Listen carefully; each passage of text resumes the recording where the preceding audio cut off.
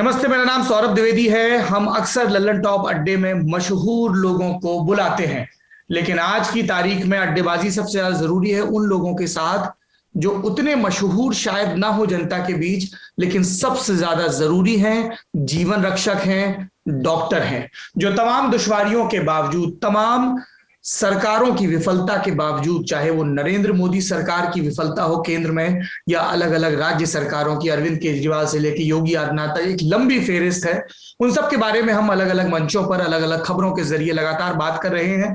लेकिन हमें लगा कि दर्शकों की बहुत सारी क्वेरी है जो सोशल मीडिया पर अपुष्ट फॉरवर्ड मैसेजेस के जरिए उनकी पूर्ति हो रही, जो कि उनकी सेहत के लिए अच्छा नहीं है। इसलिए हमने लल्लन टॉप से जुड़े, लल्लन टॉप के दर्शक वर्ग से जुड़े तमाम डॉक्टरों से, मेडिकल प्रोफेशनल से ये अपील की कि वो आए और अपने हिस्से का ज्ञान साझा करें। इस क्रम में लल्लन टॉप कई डॉक्टर्स राउंड टेबल कर रहा है, जिसको हम लल्लन टॉप अड्डा विद डॉक्टर्स बोल रहे हैं। और उस क्रम में ये पहला एपिसोड है। इस एपिसोड में मेरे साथ 4 डॉक्टर जुड़े हैं। एक एक करके आपका परिचय उनसे करवा देते हैं और उसके बाद आपने जो सवाल भेजे हैं सोशल मीडिया के अलग अलग प्लेटफॉर्म्स पर लल्लन टॉप के लिए, उन सवालों के बारे में और इन डॉक्टर्स की अपने तय जो एडवाइस होगी उसके बारे में बात करेंगे। स्क्रीन पर आपको सफेद कमीज और टाई में, ये मैं ड्रेस को लेके स्पेसिफिक हो रहा हूं so that viewers can identify quickly. ये डॉक्टर अमित कुमार हैं। Doctor Amit Kumar resident physician हैं इंटरनल मेडिसिन में, university of Pittsburgh medical centre, Pittsburgh Pennsylvania में है और पेंसिल्वेनिया यूएसए में है। मैं सही कह रहा हूं अमित? बिल्कुल डॉक्टर अमित, नमस्ते, बहुत बहुत स्वागत है आपका। स्क्रीन पर आपको दूसरे शख्स नजर आ रहे हैं, डॉक्टर दीपक शुक्ला। डॉक्टर दीपक शुक्ला ने एमबीबीएस और एमडी किया है पल्मोनरी मेडिसिन में। अब ये पल्मोनरी मेडिसिन क्या होता है? ये जो हम सांस लेते हैं अंदर और बाहर, श्वास प्रश्वास की जो पूरी प्रक्रिया है, जिसमें फेफड़े और बाकी सारे अंग इन्वॉल्व रहते हैं, जो आज की तारीख में सबसे ज्यादा खतरे में है, क्योंकि पूरे देश से खबरें आ रही हैं कि साहब लंग्स तक फैल गया है कोविड, लंग्स डैमेज हो गए हैं, ऑक्सीजन सपोर्ट की जरूरत है। इसलिए हमें लगा कि इस फील्ड के भी एक विशेषज्ञ को बुला जाए। डॉक्टर दीपक शुक्ला गीतांजलि मेडिकल कॉलेज है उदयपुर से जुड़े हुए हैं, हमारे साथ जुड़ रहे हैं वहीं से। और सदर्न राजस्थान का, दक्षिण राजस्थान का उदयपुर का ये सबसे बड़ा कोविड केयर सेंटर है। हजारों मरीजों को ये देख चुके हैं। स्क्रीन पर तीसरे व्यक्ति जो नजर आ रहे हैं वो डॉक्टर दिनेश लिमचिया हैं। डॉक्टर दिनेश गुजरात से हमारे साथ जुड़ रहे हैं। डॉक्टर दिनेश सर्जन है, उसमें भी जो हड्डियों वाली सर्जरी होती है उससे जुड़ा वो काम करते हैं। बहुत बहुत स्वागत है आपका डॉक्टर दिनेश। और चौथे विशेषज्ञ जो हमारे साथ जुड़ रहे हैं वो डॉक्टर विनय हैं। डॉक्टर विनय ने इंटरनल मेडिसिन में पीजीआई चंडीगढ़ से एमडी किया हुआ है। इसके अलावा जो इन्फेक्शियस डिजीज का इंस्टीट्यूट है वहां से भी पढ़ाई की है, अपोलो चेन्नई से। और इस वक्त doctor Dinesh Apollo hospital Bengaluru से जुड़े हुए हैं। उनकी जो कोविड क्लिनिकल केयर है उसके कोऑर्डिनेटर हैं। 3000 से ज्यादा मरीजों को देख चुके हैं विद 96% का रिकवरी रेट। आप सबका बहुत बहुत स्वागत है। भाई साहब, इससे पहले कि हम ये बातचीत शुरू करें, मेरा मेडिकल फील्ड का ज्ञान बहुत कम है, तो अगर आपको लगे कि मेरा कोई सवाल ठीक से फ्रेम नहीं हो पाया है तो आप लोग मेरे सवाल को भी दुरुस्त कर दीजिएगा और अपने हिस्से का जवाब तो दीजिएगा ही, भूल चूक लेनी देनी। कुछ एंकर्स को लगता है कि उन्हें सब आता है, हमें नहीं आता है, इसीलिए हम आप एक्सपर्ट्स की शरण में आए हैं। डॉक्टर विनय, मैं आपसे शुरू करूंगा। 3000 से ज्यादा पेशेंट्स को आप देख चुके हैं। कोविड की पहली वेव, कोविड की दूसरी वेव, अलग अलग म्यूटेंट, पैटर्न में क्या बदलाव दिख रहा है? इस बार किस तरह के नए लक्षण दिख रहे हैं जो पिछली वेव में नहीं थे या बहुत कम थे? 2-3 लक्षण ऐसे हैं जो पहले वेव से दूसरे वेव में बिल्कुल अलग हैं। पहले जो है ना वो इन्फेक्टिविटी है, मतलब कितनी तेजी से ये वायरस दूसरों को इन्फेक्ट कर पा रहा। अगर हम पहली वेव की बात करें तो बहुत सारे लोग जो इन्फेक्ट होते हैं वो भी सिम्टम्स दिखाई नहीं दे रहे थे उनमें। बट इस बार ऐसा है कि जब कोई पेशेंट आता है ना, उसके साथ साथ सारी फैमिली भी आ जाती है। इतना वायरस बहुत पोटेंट है, बहुत विरुलेंट है कि एक बार किसी में आ गया तो उनके आसपास जो भी है ये बहुत तेजी से उनको इन्फेक्ट कर पा रहा है। ये सबसे बड़ा लक्षण है इस बार का सेकेंड वेव का वायरस चेंज में। तो इसके कारण शायद यही है कि वायरस अपने आप को ज्यादा बलिष्ठ कर पा रहा है। It has become more potent या विरुलेंट। और साथों साथ क्योंकि पहला और दूसरे वेव के बीच में जो गैप था उसमें हमारा जो इम्यूनिटी होता है वो बिल्कुल कम होता है। वायरस को फाइट करने की शक्ति ग्रेजुअली वो कम होता जाता है और उस वजह से वायरस हमें ज्यादा इन्फेक्ट कर पा रहा है। तो ये सबसे पहली बात है, इन्फेक्टिविटी ज्यादा है। दूसरी बात हम पहली वेव के कंपैरिजन में ये देख रहे हैं, जो मरीज जो आ रहे हैं, हॉस्पिटलाइज हो रहे हैं, इनका एज ग्रुप बहुत ही कम है। मतलब हमारे हॉस्पिटल में अभी इतने लोग हैं 20 या 30 या 40 के बीच में, 20 वर्ष और 40 वर्ष के बीच में, जो बहुत ही सिक है, जो आईसीयू केयर जरूरी है उनको, या फिर बहुत ज्यादा ऑक्सीजन की नेसेसिटी है। पहले वेव में अब हमने इतनी जल्दी इतने लोग ऑक्सीजन पे पहुंच जाए ऐसे हमने देखा। तो इस बार ये एक है कि द पैटर्न ऑफ डिजीज बहुत ही सीवियर है और वो बहुत ही जल्द से जल्द कम उम्र वाले लोगों में भी ये अफेक्ट करता जा रहा है। तीसरी हमने ये देखा है कि जो लोग आते हैं ना, बहुत सारे लोग, मतलब से 70% के आसपास, 70 के आसपास, जो पहले वेव में थे, सिम्टम्स फीवर या रेस्पिरेटरी कोई सिम्टम्स ऐसे ही प्रेजेंट कर रहे हैं, बट 30% लोग ऐसे हैं जो रेस्पिरेटरी सिम्टम्स प्रेजेंट ही नहीं कर रहे हैं। उनमें गैस्ट्रोइंटेस्टाइनल सिम्टम्स, मतलब के लूज स्टूल्स, वॉमिटिंग ऐसे वाले, या फिर बहुत थकान, अनयूजुअल सिम्टम्स के साथ आ रहे हैं। अगर डॉक्टर मैं आपको डॉक्टर एक सेकंड, मैं चाहता हूं कि आप इन सिम्टम्स को एक बार फिर से बताएं, और थोड़ा सा और अगर if you can break it down in laymen's language, in Hindi, थोड़ा सा सिंपल कर दें प्लीज। जो जैसे मैंने कहा, 30% लोग ऐसे हैं जो बुखार के साथ नहीं आ रहे हैं, उनमें दस्त या फिर लूज टूल्स ऐसे प्रेजेंटेशन हो रहा है, बहुत थकान या बहुत ही फैटीग ऐसे प्रेजेंटेशन हो रहा है, सिवियर बॉडी पेन बिना बुखार के, बहुत ज्यादा दर्द शरीर में कहीं पे भी ऐसे प्रेजेंट कर रहे हैं। कुछ लोग ऐसे हैं जो बस सरदर्द के साथ आ रहे हैं और कोई लक्षण नहीं है। कुछ लोग ऐसे हैं जो उल्टियां, बहुत सारी उल्टियों के साथ आ रहे हैं, और इनमें भी ये टेस्ट पॉजिटिव निकल रहे हैं, और इनमें अगर सीटी स्कैन करें तो ये लंग्स में भी लक्षण दिखाई दे रहे हैं। मतलब लंग्स में इन्फेक्शन होते हुए भी ये बिना कोई खांसी के, बिना कोई बुखार के, बाकी सारे सिस्टम इन्वॉल्व होके आ रहे हैं। और कुछ लोगों में हमने ऐसे भी देखा है, बहुत सारे दो तीन डॉक्टर भी थे जिनमें रैशेस, मतलब एलर्जी अगर किसी में होता है ना, तो लाल लाल रंग के रैशेस होने लग जाते हैं, दाने धब्बे निकलने लगते हैं शरीर में, स्किन में, ऐसे भी प्रेजेंटेशन हो रहा है। तो मतलब अनयूजुअल प्रेजेंटेशन के रेट पहले वेव के कंपैरिजन में थोड़ा सा ज्यादा है। तो ये तीन हमें फर्क दिखाई दे रहा है। इन्फेक्टिविटी ज्यादा है, यंगर पर्सन ज्यादा हो रहे हैं, मतलब कम उम्र वाले, और अनयूजुअल प्रेजेंटेशंस थोड़े से ज्यादा है पहले वेव के कंपैरिजन में। ओके डॉक्टर दीपक, मैं इसी सवाल को एक नए सवाल के साथ कंटिन्यू करना चाहूंगा डिस्कशन।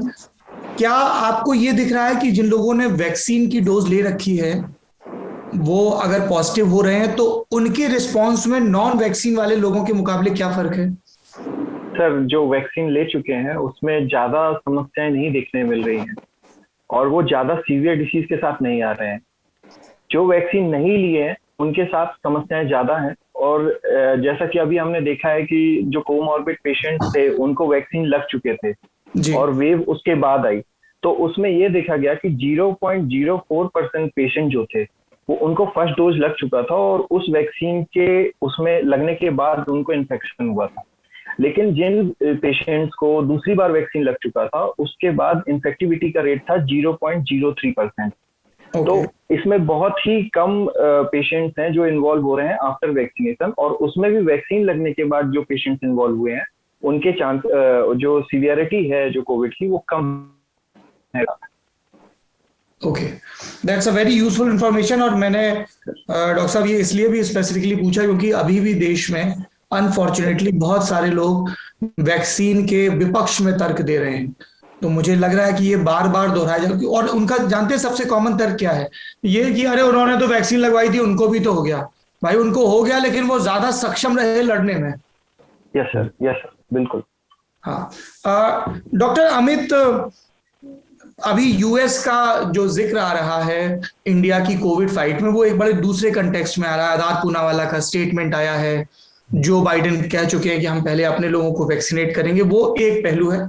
लेकिन चूंकि आप वहां पे यूनिवर्सिटी ऑफ पिट्सबर्ग के मेडिकल सेंटर में हैं, ये जो हम लोगों ने दो बातें कही कि अभी डॉक्टर विनय और डॉक्टर दीपक के साथ, इसमें आपको जोड़ना चाहेंगे सिम्टम्स के लेवल पे आपको किस तरह का दिख रहा है? और फिर मैं आऊंगा आप तीन लोगों से बात करते हुए कि कुछ दवाइयां हैं जिनका बहुत जिक्र हो रहा है सोशल मीडिया पे, फिर उन पे बात करूंगा। लेकिन सिम्टम्स और वैक्सीनेशन, इन दो पे प्लीज शेयर योर थॉट्स। तो पहले तो जो हमने सिम्टम्स की बात की है, अनयूजुअल सिम्टम्स की, as a family, coronavirus as a family, it is not something unusual to find gastrointestinal symptoms. Even in the last wave, पिछले बार जो फर्स्ट वेव थी उसमें भी दस्त और जो डायरिया और वॉमिटिंग जैसे सिम्टम्स देखने को मिले थे, because this virus as a family also affects gastrointestinal tract, because it is a virus that affects epithelial tissue. तो ये जो एपिथेलियल टिश्यू है वो रेस्पिरेटरी। हाँ डॉक्टर साहब, बिल्कुल बिल्कुल बिल्कुल तोड़ के आई एम सॉरी, मैं आप लोगों को पुश कर रहा हूं, पर बिल्कुल आम जनता को समझ में आ जाए, बिल्कुल, है ना। तो एपिथेलियम जो है वो एक तरह का टिश्यू होता है, कोशिका होती है जो रेस्पिरेटरी ट्रैक्ट में भी होती है और गैस्ट्रोइंटेस्टाइनल ट्रैक्ट में भी होती है। मतलब आंतों में भी होती है और जब हम सांस लेते हैं तो यहाँ भी एपिथेलियम होता है। बिल्कुल। तो और कोरोना से ये दोनों प्रभावित होते हैं। ये दोनों प्रभावित हो सकते हैं। तो इवन जो हमारी पिछले साल जो फर्स्ट वेव थी उसमें भी बहुत से पेशेंट्स हमने देखे थे जो वॉमिटिंग के साथ या सिर्फ डायरिया के साथ आ रहे थे अमेरिका में। इस बार अमेरिका में भी, इंडिया में भी, और इस साल उनका प्रोपोर्शन थोड़ा बढ़ गया है। So that can be because of mutation, जो रूटीन में जो रेगुलर म्यूटेशन है। और सेकेंडली जो हमने बात की कि यंग पेशेंट्स जो हैं जो इस बार ज्यादा आ रहे हैं, उसमें एक पॉइंट जो मैं जोड़ना चाहूंगा वो ये है that it can be because of a paradox कि जो हमने वैक्सीनेशन स्टार्ट किया है वो वैक्सीनेशन हमने 40 अबव और कोमॉर्बिडिटीज वाले पेशेंट्स के लिए स्टार्ट किया था। तो बाय द टाइम ये वेव अप्रैल फर्स्ट और सेकंड वीक में स्टार्ट हुई है या मार्च एंड में जब स्टार्ट हुई है, तब तक a fairly good amount of population above 40 years of age had got their first shot, specially in the cities and urban areas. तो उसका इफेक्ट ये हुआ है कि ये ज्यादा ट्रांसमिशन के कारण अब हमको यंग पेशेंट्स भी देखने को मिल रहे हैं हॉस्पिटल्स में, and we are seeing lesser number of patients who are above 40 years of age. Similar हमने पैटर्न यूके में भी देखा, सिमिलर पैटर्न हमने यूएस में भी देखा पोस्ट वैक्सीनेशन। बिकॉज एक चीज जो ऐड हुई है पिछले साल से वो ये है कि दिसंबर ऑनवर्ड्स यूएस, यूके और इंडिया में वैक्सीनेशन काफी तेज स्पीड से स्टार्ट हुआ है। तो that one can be a paradox. और जहां तक आपने वो वैक्सीन के बारे में जो आपने बिल्कुल सही बताया कि लोग कहते हैं कि वो वैक्सीन जो है उससे फलाने लोग ने लगवाया था उसका उनको तो फिर भी कोरोना हो गया। लोग तो डॉक्टर अमित ये भी कह रहे हैं कि वैक्सीन लगाएंगे तो उनकी मर्दानगी पे संकट आ जाएगा, मतलब मूर्खता पे तो उनकी संकट आएगा ही, बिल्कुल कह रहे हैं कि मर्दानगी पे संकट आएगा, उनकी वो बच्चे पैदा नहीं कर पाएंगे, एक अंतरराष्ट्रीय साजिश, इस तरह की तमाम बकवास हो रही है। और ऐसा सिर्फ इंडिया में नहीं है, यहाँ पर अमेरिका में एंटी वैक्सर्स का जो प्रोपोर्शन है वो इंडिया से बहुत बड़ा है। तो इनके यहाँ के जो रीजंस हैं वो डिफरेंट हैं, that they will insert some microchip and government wants to trace you. Government आपको ट्रैक करना चाहती है थ्रू सम माइक्रोचिप। वहां पे भी चिप थ्योरी चलती है। हाँ, वो वहीं से ओरिजिनेट हुई है। तो इसमें जो है लोगों को समझने की जरूरत यह है कि वैक्सीन की जो हम एफिकेसी कैलकुलेट करते हैं वो इस तरह से करते हैं, जब जैसे हम कहते हैं कि AstraZeneca vaccine is 76% effective, Pfizer is 95% effective, that is the percentage of people who will not contract the disease out of 100 vaccinated. But इससे ये पता नहीं चलता कि कितने प्रतिशत ऐसे लोग हैं जिनको इन्फेक्शन होने के बाद सीरियस कॉम्प्लिकेशन, कोई पल्मोनरी कॉम्प्लिकेशन, आईसीयू एडमिशन या डेथ नहीं होता है।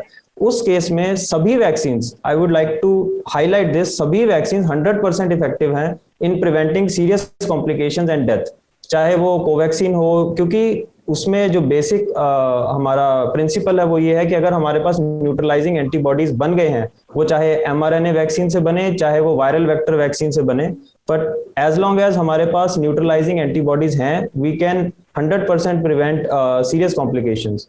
भाई साहब, आपने अभी दो बड़े जाबर टर्म इस्तेमाल किए हैं, जरा उनका भी पर्चा खोल दीजिए। वो क्या, एलएमएल वेक्टर क्या? Viral vector vaccine. सो अभी आज की तारीख में दो तरह की वैक्सीन जो हैं वो ग्लोबल मार्केट में अवेलेबल हैं। एक जो है वो है spike protein vaccine. Spike protein जो है वो वायरस के कोट के ऊपर, एनवेलप के ऊपर छोटे छोटे प्रोटीन के स्पाइक्स हैं, उनसे बनाई जाती हैं। हम बॉडी को फेक करते हैं उस स्पाइक प्रोटीन को दिखा के, ताकि बॉडी उसके अगेंस्ट एंटीबॉडीज बना सके। वो स्पाइक प्रोटीन हम चाहे तो उसको एक वायरल जो स्पाइक प्रोटीन को कोड करने वाला जीनोम है जो कोरोना वायरस के अंदर, चाहे तो हम उसको डायरेक्टली सिर्फ उतना पोर्शन जितना स्पाइक प्रोटीन को कोड करता है डायरेक्टली एक एमआरएनए बना करके इंजेक्शन के थ्रू पेशेंट को दे दें, जैसा कि फाइजर और मॉडर्ना दे रहा है, या फिर हम उसको एक वायरस वेक्टर यूज करें जो कि एक अनरिलेटेड वायरस है, जैसे कि ऑक्सफोर्ड एस्ट्राजेनेका में चिंपैंजी का एडिनो वायरस यूज कर रहे हैं। उसमें क्या करते हैं कि उसके जीनोम में जो स्पाइक प्रोटीन वाला पोर्शन है कोरोना वायरस का, वो इंसर्ट कर दिया जाता है। तो जब वो चिंपैंजी एडिनो वायरस जो कि मॉडिफाइड है आपको इंजेक्शन के थ्रू दिया जाता है, वो बॉडी में जाकर के डिवाइड होता है, रेप्लिकेट होता है सेल्स में, तो वो स्पाइक प्रोटीन बनाता है। तो जब वो स्पाइक प्रोटीन बनती है तो बॉडी उसके अगेंस्ट एंटीबॉडीज प्रोड्यूस करता है। तो चाहे ये वायरल वेक्टर वैक्सीन हो, चाहे mRNA वैक्सीन हो, और एक ये दोनों स्पाइक प्रोटीन वैक्सीन हैं। इनके अलावा जो दूसरी कैटेगरी है वो है होल वायरस की। अब होल वायरस में है भारत बायोटेक की कोवैक्सीन है और चाइना की साइनोवैक और साइनोफार्म है। इसमें जो है पूरा का पूरा वायरस का पार्टिकल उसको इनएक्टिवेट करके आपको दिया जाता है। तो चाहे ये वैक्सीन हो, चाहे स्पाइक प्रोटीन वाली वैक्सीन हो जिनका अभी हमने नाम लिया, हमारा पर्पस ये है कि हमारे पास न्यूट्रलाइजिंग एंटीबॉडीज हों। If we have sufficient neutralising antibodies तो हमें सीरियस कॉम्प्लिकेशन का खतरा हम 100% अवॉइड कर सकते हैं विद एनी वैक्सीन। अच्छा डॉक्टर विनय, इस पे कई लोगों के मन में ये भी है कि कौन सी वैक्सीन लगवाएं, एंड कुछ ट्विटर पर हमसे अतिरिक्त प्रेम करने वाले मित्र हैं जिनको शास्त्रों में ट्रोल कहा गया है। उन्होंने क्या किया है कि हमारा एक वीडियो चला रहे हैं जिसमें नेता नगरी में हमसे निखिल ने पूछा कि आप कौन सी लगवाएंगे, और ये बहुत पुरानी बात है, जब बिल्कुल शुरुआती होता। तो मैंने कहा यार, सीरम इंस्टीट्यूट वालों ने अपने तीनों फेज के ट्रायल का डेटा पब्लिक किया है, तो वो अभी ज्यादा रिलायबल लग रहा है। इनका अभी थर्ड फेज आना है, सो आई विल प्रेफर दिस। और जब हम लगातार अपने शोज में ये कह रहे हैं कि वैक्सीन जरूर लगवाएं, तो उसके कॉन्ट्रडिक्शन में ये एक चीज पेश की जा रही है कंटेक्स्ट से काट के। तो बधाई हो ट्रोल, आपका संदेश मुझ तक पहुंच गया। लेकिन मैं यहाँ फिर से कहना चाहूंगा कि वैक्सीन जरूर लगवाएं। डॉक्टर विनय, कई लोगों के मन में है कि कोविशील्ड लगवाएं या कोवैक्सीन लगवाएं। कई लोगों ने ये भी बोला कि साहब हम तो कोई भी लगवाएं, लेकिन जब मॉडर्ना या फाइजर की आएगी हम दोबारा लगवाएंगे। और जब मैं इस मीटिंग के लिए आ रहा था, ललन टॉप अड्डे के लिए, तब हमारी एक दोस्त ने कहा कि ये जरूर पूछिएगा कि क्या जैसे यूरोप या यूएस में फ्लू के लिए हर साल शॉट लगवाना पड़ता है, वैसे ही अब कोविड के लिए भी हर साल शॉट चाहिए होगा वैक्सीनेशन का। तो 2-3 सवाल आपने जो पूछा ना, सबसे पहला सवाल और सबसे जरूरी सवाल, कौन सा बेहतर है और कौन सा लगाए। मेरा आंसर ये सिंपल रहेगा, जो भी है, जो भी मिलेगा, प्लीज लगवाइए इसको। ऐसा कोई ट्रायल या स्टडी बिल्कुल है नहीं जो कहेगा कि कोविशील्ड बड़ा है या कोवैक्सीन बड़ा है या फिर फाइजर बड़ा है या मॉडर्न बड़ा है। जो डॉक्टर अमित बात कर रहे थे ना, वो एफिकेसी की बात है। मतलब ये सब जो है जिन्होंने अपने आप को वॉलंटियर किया और वैक्सीन उनको लग गए, और फिर कंपनी ने देखा हाँ इतने % लोगों में डिजीज नहीं है, या वो ये देखता है कि इतनी % लोगों में वो जो न्यूट्रलाइजिंग एंटीबॉडीज की बात कर रहे हैं ना, वो बन जाता है। उसको हम कहते हैं एफिकेसी। मतलब आप लैब में बैठ के सब कर रहे हो, और ये सब जो है ना, ये हेल्दी वॉलंटियर्स है। बट ये रियल वर्ल्ड में जब वैक्सीन आते हैं ना, तब हम उसका कैलकुलेट करते हैं एफिशिएंसी। एफिकेसी ने एफिशिएंसी मतलब आपको वैक्सीन लगने के बाद भी कितने लोगों में इन्फेक्शन हो सकता है, डिजीज भी हो सकता है, पर कितने लोगों में हॉस्पिटलाइजेशन आपने प्रिवेंट किया और कितने लोगों को मरने से बचा दिया आपने। तो ये जो है ना, इस एफिशिएंसी का डेटा जो है, ये दिस इज टू अर्ली। हम कभी नहीं कह पाएंगे कि अभी के अभी हाँ ये एफिशिएंट है, वो एफिशिएंट है। ये विद टाइम ही पता चलेगा। तब तक जो अर्ली साइंस है वैक्सीन के, जैसे डॉक्टर दीपक बोल रहे थे ना, जो भी वैक्सीन है उनके एफिशिएंसी लगभग सेम दिख रहे हैं। तो अगर आपको कोविशील्ड मिलता है आपके जगह में, प्लीज कोविशील्ड लगाइए। अगर कोवैक्सीन मिलता है तो कोवैक्सीन लगाइए। कोई भी डिबेट में मत फंसिए कि ये बेटर है, वो बेटर है। It is all the same. दूसरी बात ये है कि हमने वैक्सीन लगवा लिया, तो ये बार बार कितने बार लगेगा, और ये लगाने के बाद फाइजर जब भी आए क्या फिर से लगाए। तो इसका सवाल का किसी के पास भी 100% ठीक आंसर नहीं है अब तक। पर ये तो पक्का है कि ये वैक्सीन जो है और ये डिजीज जो है लगभग इन्फ्लुएंजा की तरह बिहेव करने वाला एक डिजीज है। थोड़ा सा सीवियर ज्यादा है हाँ, बट जो फ्लू हम कहते हैं ना, फ्लू का वैक्सीन हम साल में एक बार लगाते हैं। मतलब ये हर साल अपने आप को बदलता रहता है, तो वैक्सीन भी बदलना पड़ता है और हर साल लगाना पड़ता है। तो शायद ये हो जाएगा इतने रेट ऑफ म्यूटेशंस के हिसाब से अगले 6 महीने या फिर अगले 1 साल में बार बार आपको वैक्सीन लगाना पड़ सकता है। उसका आंसर शायद हमें इस ईयर के एंड तक या अगले साल तक मिल जाएगा। तब तक it's a matter of guess. तो 2 चीजें हैं, हाँ शायद ये रेगुलर बन जाएगा कि आपको वैक्सीन लगवाना पड़ेगा, ये लाइफ लॉन्ग नहीं है। और जो भी वैक्सीन मिल जाए प्लीज लगा लीजिए, क्योंकि बेनिफिट वर्सेस रिस्क ये हम एनालाइज करते हैं। बेनिफिट ज्यादा है कि रिस्क ज्यादा है। अगर आप बेनिफिट और रिस्क का एनालिसिस करें तो रिस्क यहाँ पे है और बेनिफिट वहां पे है। तो इतना ज्यादा है तो don't debate, don't worry. Safety को उन्होंने ख्याल रख दिया है सेफ्टी का, तो आप बेनिफिट देखते हुए जो भी आपको वैक्सीन मिले फिर से लगा लीजिएगा please, that is my request. अच्छा, मेरा अगला सवाल आप तीनों से, and I start with doctor Deepak, ये है कि अगर मान लीजिए आप लोगों ने जो सिम्टम्स बताए, एक तो रेगुलर सिम्टम्स हैं कि आपको फीवर आ रहा है लगातार, कफ, कोल्ड, थकान, ये सब, और जो आपने नए सिम्टम्स बताए हैं जिसमें दस्त, थकान, बॉडी दर्द, सर दर्द, उल्टी, रैशेज, एलर्जी, ये सब भी हैं, और किसी व्यक्ति ने टेस्ट करवाया, और इंडिया के केस में तो अब टेस्ट का रिजल्ट भी जल्दी नहीं आ रहा है, और दूसरी बात ये आ रही है कि कई बार RT-PCR टेस्ट में भी डिटेक्ट नहीं हो रहा है, लेकिन ये लक्षण है। जब मरीजों को इस तरह के शुरुआती लक्षण दिखें, और इस बात को ध्यान में रखते हुए, विच इज वेरी अनफॉर्चुनेट कि हॉस्पिटल्स में बेड, ऑक्सीजन बेड और ICU या वेंटिलेटर बेड की कितनी कमी है, पहला रिस्पांस क्या होना चाहिए यदि किसी को शुरुआती लक्षण दिख रहे हैं? तो डॉक्टर दीपक। सर ये बहुत अच्छा प्रश्न है, क्योंकि ये हमारे जो 70% आबादी बोलते हैं गांव में रहती है, और गांव में डॉक्टर की अवेलेबिलिटी नहीं रहती है, तो वो पहले तो पेशेंट क्या करता है, इसको इग्नोर करता है, जो इनिशियल सिम्टम्स होते हैं उसको इग्नोर करेगा कि ठीक है सर्दी जुकाम है, ठीक हो जाएगा, काढ़ा, ये सब चीजें पीता है, और छोटे डॉक्टर को दिखा के 2 स्टेरॉइड के इंजेक्शन लगा लेता है और खुश हो जाता है। लेकिन लेटर ऑन जैसे जैसे डिसीज प्रोग्रेस होती है, इसमें समय बहुत कम मिलता है पेशेंट को कोप अप करने में, और तुरंत उसको फेफड़े के सिम्टम, फेफड़े इन्वॉल्व हो जाते हैं, और जिसमें उसको सांस लेने में दिक्कत शुरू होती है। और जब सांस लेने में दिक्कत शुरू होती है तो उसका उपचार घर पे नहीं हो सकता, आपको ऑक्सीजन ढूंढने के लिए शहर जाना पड़ता है। इसलिए जिस तरीके की आपने डिमांड देखी कि बहुत ज्यादा पेशेंट्स आ रहे हैं, ऑक्सीजन की डिमांड बढ़ रही है, एक कारण ये भी है, लोग शुरू में इग्नोरेंट रहते हैं, बाद में ये दिक्कतें बढ़ जाती हैं।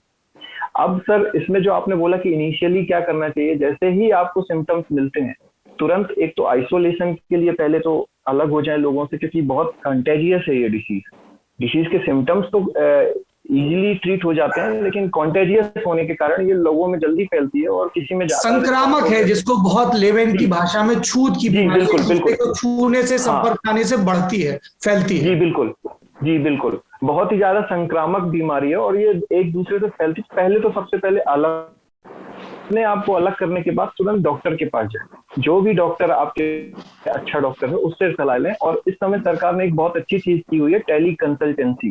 टेली कंसल्टेंसी के थ्रू भी आप किसी डॉक्टर से, जो भी आपके आसपास किसी डॉक्टर से जुड़ सकते हैं, तो उनसे जुड़े और तुरंत प्राथमिक उपचार तो लें। उसके बाद सीवियरिटी, जैसे डॉक्टर से आप जुड़े हुए हैं तो अपनी प्रॉपर रिपोर्ट लेते रहें कैसा है, और तुरंत टेस्ट कराने के लिए झिझके ना कि डॉक्टर ने इतने सारे टेस्ट बोल दिए हैं, कैसे कराएं कैसे नहीं कराएं। लेकिन अगर आपको लग रहा है तभी डॉक्टर आपको टेस्ट के लिए बोलेगा, लेकिन डॉक्टर आप अच्छा चूज करें। जी डॉक्टर अमित जी, शुरुआती लक्षण जब दिखें तो क्या करें और क्या होने चाहिए आगे के स्टेप्स? तो पहली स्ट्रैटेजी तो यही, जैसा कि डॉक्टर दीपक ने बताया, कि आप अपने आप को आइसोलेट करें, because that is the most essential thing. And if possible, अगर हो सके तो आप एक वो पल्स ऑक्सीमीटर जो है सबसे पहले अपने पास रखें, और एक थर्मामीटर अपने पास रखें। ये 2 चीजें आपको सबसे ज्यादा जरूरी है जब तक आपका फर्दर RT-PCR का टेस्ट नहीं होता या आपको हॉस्पिटल में बेड अवेलेबल नहीं होता। This is the most essential thing, ये सबसे जरूरी चीज है जो आपके पास होनी चाहिए, बिकॉज आपको ये एक अर्ली इंडिकेशन दे सकती है कि कब आपकी हालत गंभीर होने वाली है। So you can plan ahead. तो आप उसमें अपना रेगुलर फीवर मॉनिटर करें और अपनी ऑक्सीजन सैचुरेशन जो है वो मॉनिटर करें। ऑक्सीमीटर एंड थर्मामीटर, ये 2 जरूरी है। ये 2 चीजें जरूरी हैं। आप अपना हाइड्रेशन मेंटेन रखें। फीवर को कम करने के लिए पैरासीटामोल लें, दिन में 3 बार ले सकते हैं, 3 से 4 बार ले सकते हैं आप। तो फीवर को कंट्रोल में रखें और अपना हाइड्रेशन मेंटेन करें। और हाइड्रेशन से डॉक्टर अमित का तात्पर्य ये है कि आप लगातार खूब पानी पिएं। पानी पीते, मैं डॉक्टर नहीं हूं फिर भी जोड़ दे रहा हूं, जितना ज्यादा गुनगुना पानी पी सकते हैं पिएं। राइट। और आप उसके अलावा स्टीम ले सकते हैं। अच्छा हाई प्रोटीन वाला डाइट जिसमें आपको प्रोटीन ज्यादा मिले। अगर आप वेजिटेरियन है तो दालें और पनीर और दूध, और अगर आप नॉन वेजिटेरियन है तो अंडे और चिकन जैसी कोई चीज आप जो है अपनी डाइट में ऐड करें। रेगुलर एक्सरसाइज करें। आप ब्रीदिंग एक्सरसाइज करें। हाँ, आप अगर आपका फीवर कम है तो, अगर इनिशियल सिम्टम्स हैं आपको, तो आप अपनी नॉर्मल एक्टिविटी बिल्कुल बंद करके बिल्कुल बेड रेस्ट ना करें। आप लाइट एक्सरसाइज करते रहें और ब्रीदिंग एक्सरसाइजेज जरूर करते रहें, जिसमें डीप ब्रीदिंग करना, अगर आप हो सके तो गुब्बारे फुलाना, या एक जो छोटी डिवाइस आती है स्पायरोमेट्री, इंसेंटिव स्पायरोमेट्री वाली, जिसको हम फूंक मार के बॉल उठाते हैं, तो आप वो वाली एक्सरसाइजेस करते रहें, अपने रेगुलर विटामिन सप्लीमेंट्स लेते रहें। But if your condition is getting worse, आपका सैचुरेशन लेवल फॉल कर रहा है, तो you should start looking for some doctor और सम हॉस्पिटल जहां आपको एडमिशन मिल सके, specially if it is going below 94। अच्छा, डॉक्टर विनय। देखिए, जब भी किसी को ये कोरोना है कंफर्म या उसके लक्षण शुरू होते हैं ना, सबसे पहली बात तो जैसे मैंने कहा 70% लोगों में बुखार पहले आ जाता है, सर्दी, खांसी, कुछ गले में खारिश ऐसे वगैरह। तो जैसे डॉक्टर दीपक ने कहा, अपने सिम्टम्स को कभी इग्नोर मत करिए और डॉक्टर के पास पहुंच जाइए अगर आपको एक्सेस है तो। सिटी में तो एटलीस्ट एक्सेस होगा, हाँ गाँव में थोड़ी दिक्कत तो रहता है, बट डॉक्टर के पास पहुंच जाइए। तो हम क्या करते हैं, जब कोई भी इस लक्षण के साथ हमारे पास आता है तो हम पहली चीज ये देखते हैं इनका रिस्क फैक्टर क्या है। क्या इनको उम्र 60 से ज्यादा है? क्या इनका बॉडी वेट नॉर्मल से ज्यादा है? क्या इनको ब्लड प्रेशर की शिकायत है या बीमारी है? क्या इनको डायबिटीज है? क्या इनको कोई भी किडनी, लिवर, लंग या हार्ट की कंडीशंस है? इनमें से अगर कोई भी लक्षण है तो ये हाई रिस्क कैटेगरी में बिलोंग करते हैं। जब भी कोई इंसान हाई रिस्क कैटेगरी वाला इन सिम्टम के साथ आपके पास मतलब डॉक्टर के पास पहुंचता है तो हम इनको प्रायोरिटाइज करते हैं और इनके सारे सिम्टम्स माप के जो भी मेडिसिन जरूरी है वो हम देते हैं। साथों साथ हम उनको कहते हैं कि आप सावधानी बरतो, लो थ्रेशोल्ड रखो कि आपके सिम्टम्स हमारे मेडिसिन देने के बाद अगले 2 या 3 दिन में बढ़ गए तो आप तुरंत हॉस्पिटल में आ जाओ। जैसे डॉक्टर अमित ने कहा कि सबसे बड़ी लक्षण यह है कि अगर ऑक्सीजन लेवल इनका कम हो जाए तब इनको हॉस्पिटलाइजेशन की बिल्कुल जरूरत है। ये डिपेंड करता है कि बेड अवेलेबल है कि नहीं। होपफुली प्रे फॉर एवरीवन कि बेड मिल जाए उनको जब भी ऐसा हो, क्योंकि जब ये ऑक्सीजन लेवल कम होने लगता है तभी इंजेक्टेबल मेडिकेशंस के काम बढ़ जाते हैं और उनके सक्सेस होने के रेट भी बढ़ जाते हैं। तो हॉस्पिटलाइजेशन इसको थोड़ा सा और सिंपल करके समझाइए। हाँ, मतलब अगर किसी बढ़ जाता है तो इंजेक्टेबल मतलब दर्शकों के हिसाब से। जी बिल्कुल। तो इंजेक्टेबल मतलब हम मेडिकेशंस दे रहे हैं जिनको इंजेक्शंस के द्वारा देना पड़ता है, आप खा नहीं सकते उनको इंजेक्शंस के। आई एम होपफुल कि आप इसके बारे में पूछेंगे बाद में तो हम डिटेल में बात करेंगे उसका, रेमडेसिविर, स्टेरॉइड ये वगैरह। जी जी। पर ये बता सकता हूँ अगर आपके लक्षण बस बुखार है, सर्दी जुकाम है तो आप टैबलेट खा सकते हैं, फिर भी ठीक हो जाएंगे। अगर मेडिसिन लेने के बाद भी आपके लक्षण ठीक नहीं हुए, देखिए अगर गाइडलाइंस के हिसाब से अगर आप जाएंगे तो ऑक्सीजन कम होना सबसे बड़ी बात है हॉस्पिटलाइजेशन होने के लिए। हमने ये पिछले 1 साल में ऑब्जर्व किया है। बस वही नहीं, कुछ और लक्षण भी होते हैं जिनको हम मद्देनजर रखते हुए ये कहते हैं पेशेंट को कि आप आ जाओ, हॉस्पिटलाइज कर दो। ये एक चीज है, अगर किसी का बुखार 6 दिन से ज्यादा रहता है, कम ही नहीं हो रहा है, 6 दिन से ज्यादा रहता है, 99% चांस है कि इनका बुखार बढ़ता ही जाएगा और 99% चांस है कि ये मोस्टली ऑक्सीजन इनका कभी भी कम हो सकता है। डॉक्टर यहाँ पे मैं थोड़ा सा बीच में आपको रुकूं। कई पेशेंट ऐसे हैं जो ये बोलते हैं कि बुखार आता है, दवा खाते हैं तो उतर जाता है, फिर कुछ घंटे में आ जाता है, वो किस कैटेगरी में आएंगे? तो मतलब उनका बुखार है, बुखार पूरा कम हो जाए तभी हम कह पाएंगे कि ये पूरा ठीक हो गया है। अगर बुखार मेडिसिन लेने के बाद कम होता है फिर से आ जाता है, मतलब आपका बुखार ठीक नहीं हुआ है।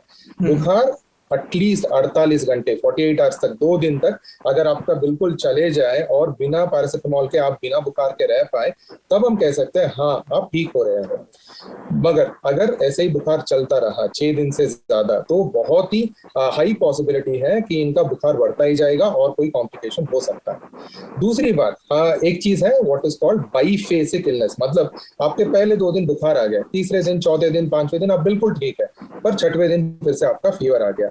ऐसे लोगों में भी फिर से बुखार बढ़ने का और ऑक्सीजन डिप होने के चांसेस बहुत ही ज्यादा है।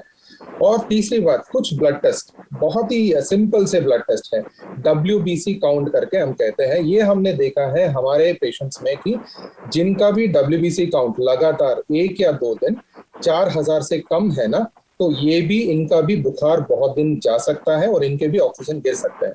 तो ऑक्सीजन के अलावा व्हाइट ब्लड सेल का काउंट टेस्ट करवा लें, डॉक्टर अगर सलाह दे तो ये जरूरी नहीं है कि आपके अगर सिम्टम्स बहुत ही कम है, माइल्ड है, कि आप जाके अपना टेस्ट करा लीजिए, ये जरूरी नहीं है।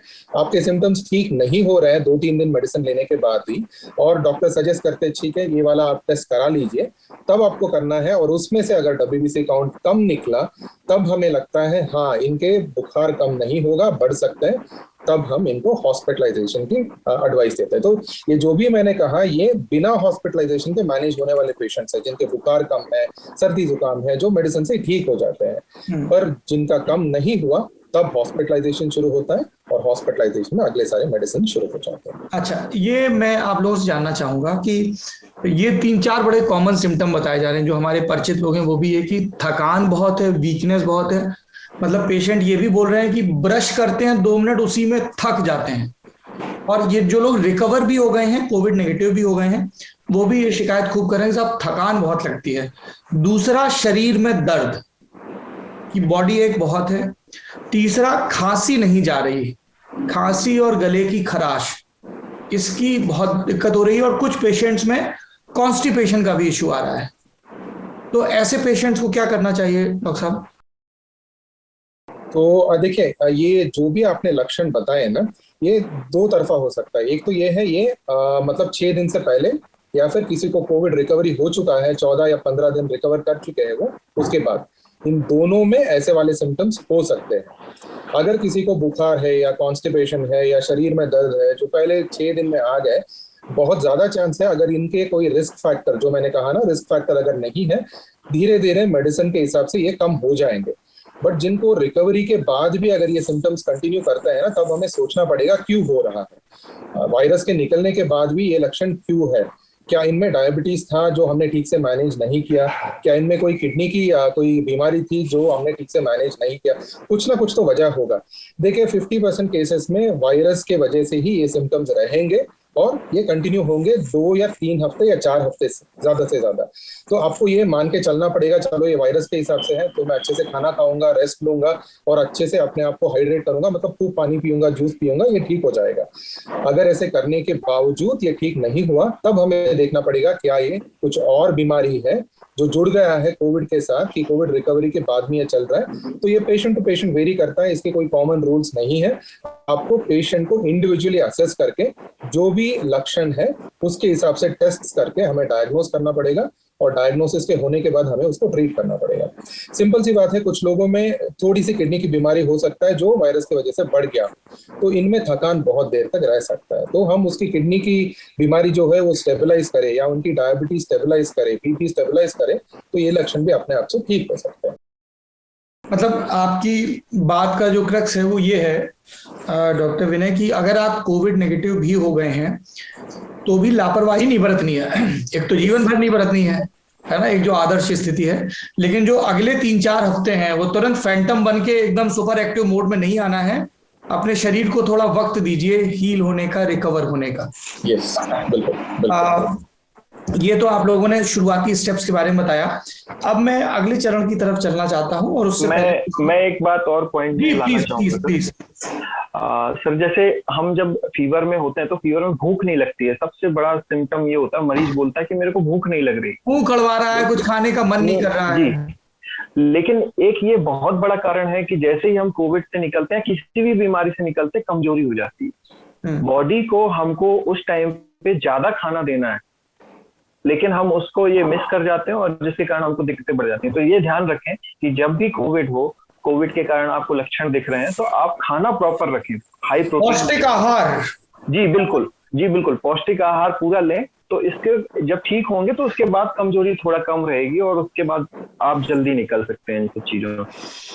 अगली जो बातचीत है वो हम यही करना चाहते हैं कि जो हम लोग सोशल मीडिया पे देख रहे हैं, कुछ स्पेसिफिक इंजेक्शंस के बारे में बहुत बात हो रही है, कुछ मिस इन्फॉर्मेशन भी बहुत फैल रही है। एम्स ने अभी जो दिल्ली का एक नई गाइडलाइन जारी की है। हमारे साथ डॉक्टर दिनेश जुड़े हैं, उससे पहले हम उनके पास चलेंगे। डॉक्टर दिनेश, आप सर्जन हैं, उसमें भी खासतौर पे ऑर्थोपेडिक सर्जन। 2 क्वेरी हमारे पास बहुत आई हैं जो स्पेसिफिकली आपके डिपार्टमेंट से जुड़ी हैं। एक क्वेरी तो ये है कि जिन लोगों को ऑर्थोपेडिक इश्यूज हैं, खासतौर पर गठिया है, वो क्या सावधानी बरतें वैक्सीन के क्रम में। एक बहुत सारे लोगों ने पूछा है कि साहब हमें गठिया में वैक्सीन लें या ना लें, ऐसा ना हो कि और बढ़ जाए, दिक्कत हो जाए।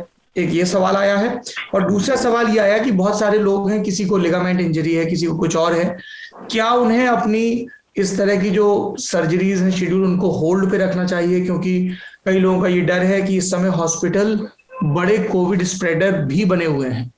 क्योंकि वहां पे सबसे ज्यादा पेशेंट आ रहे हैं, सस्पेक्टेड आ रहे हैं।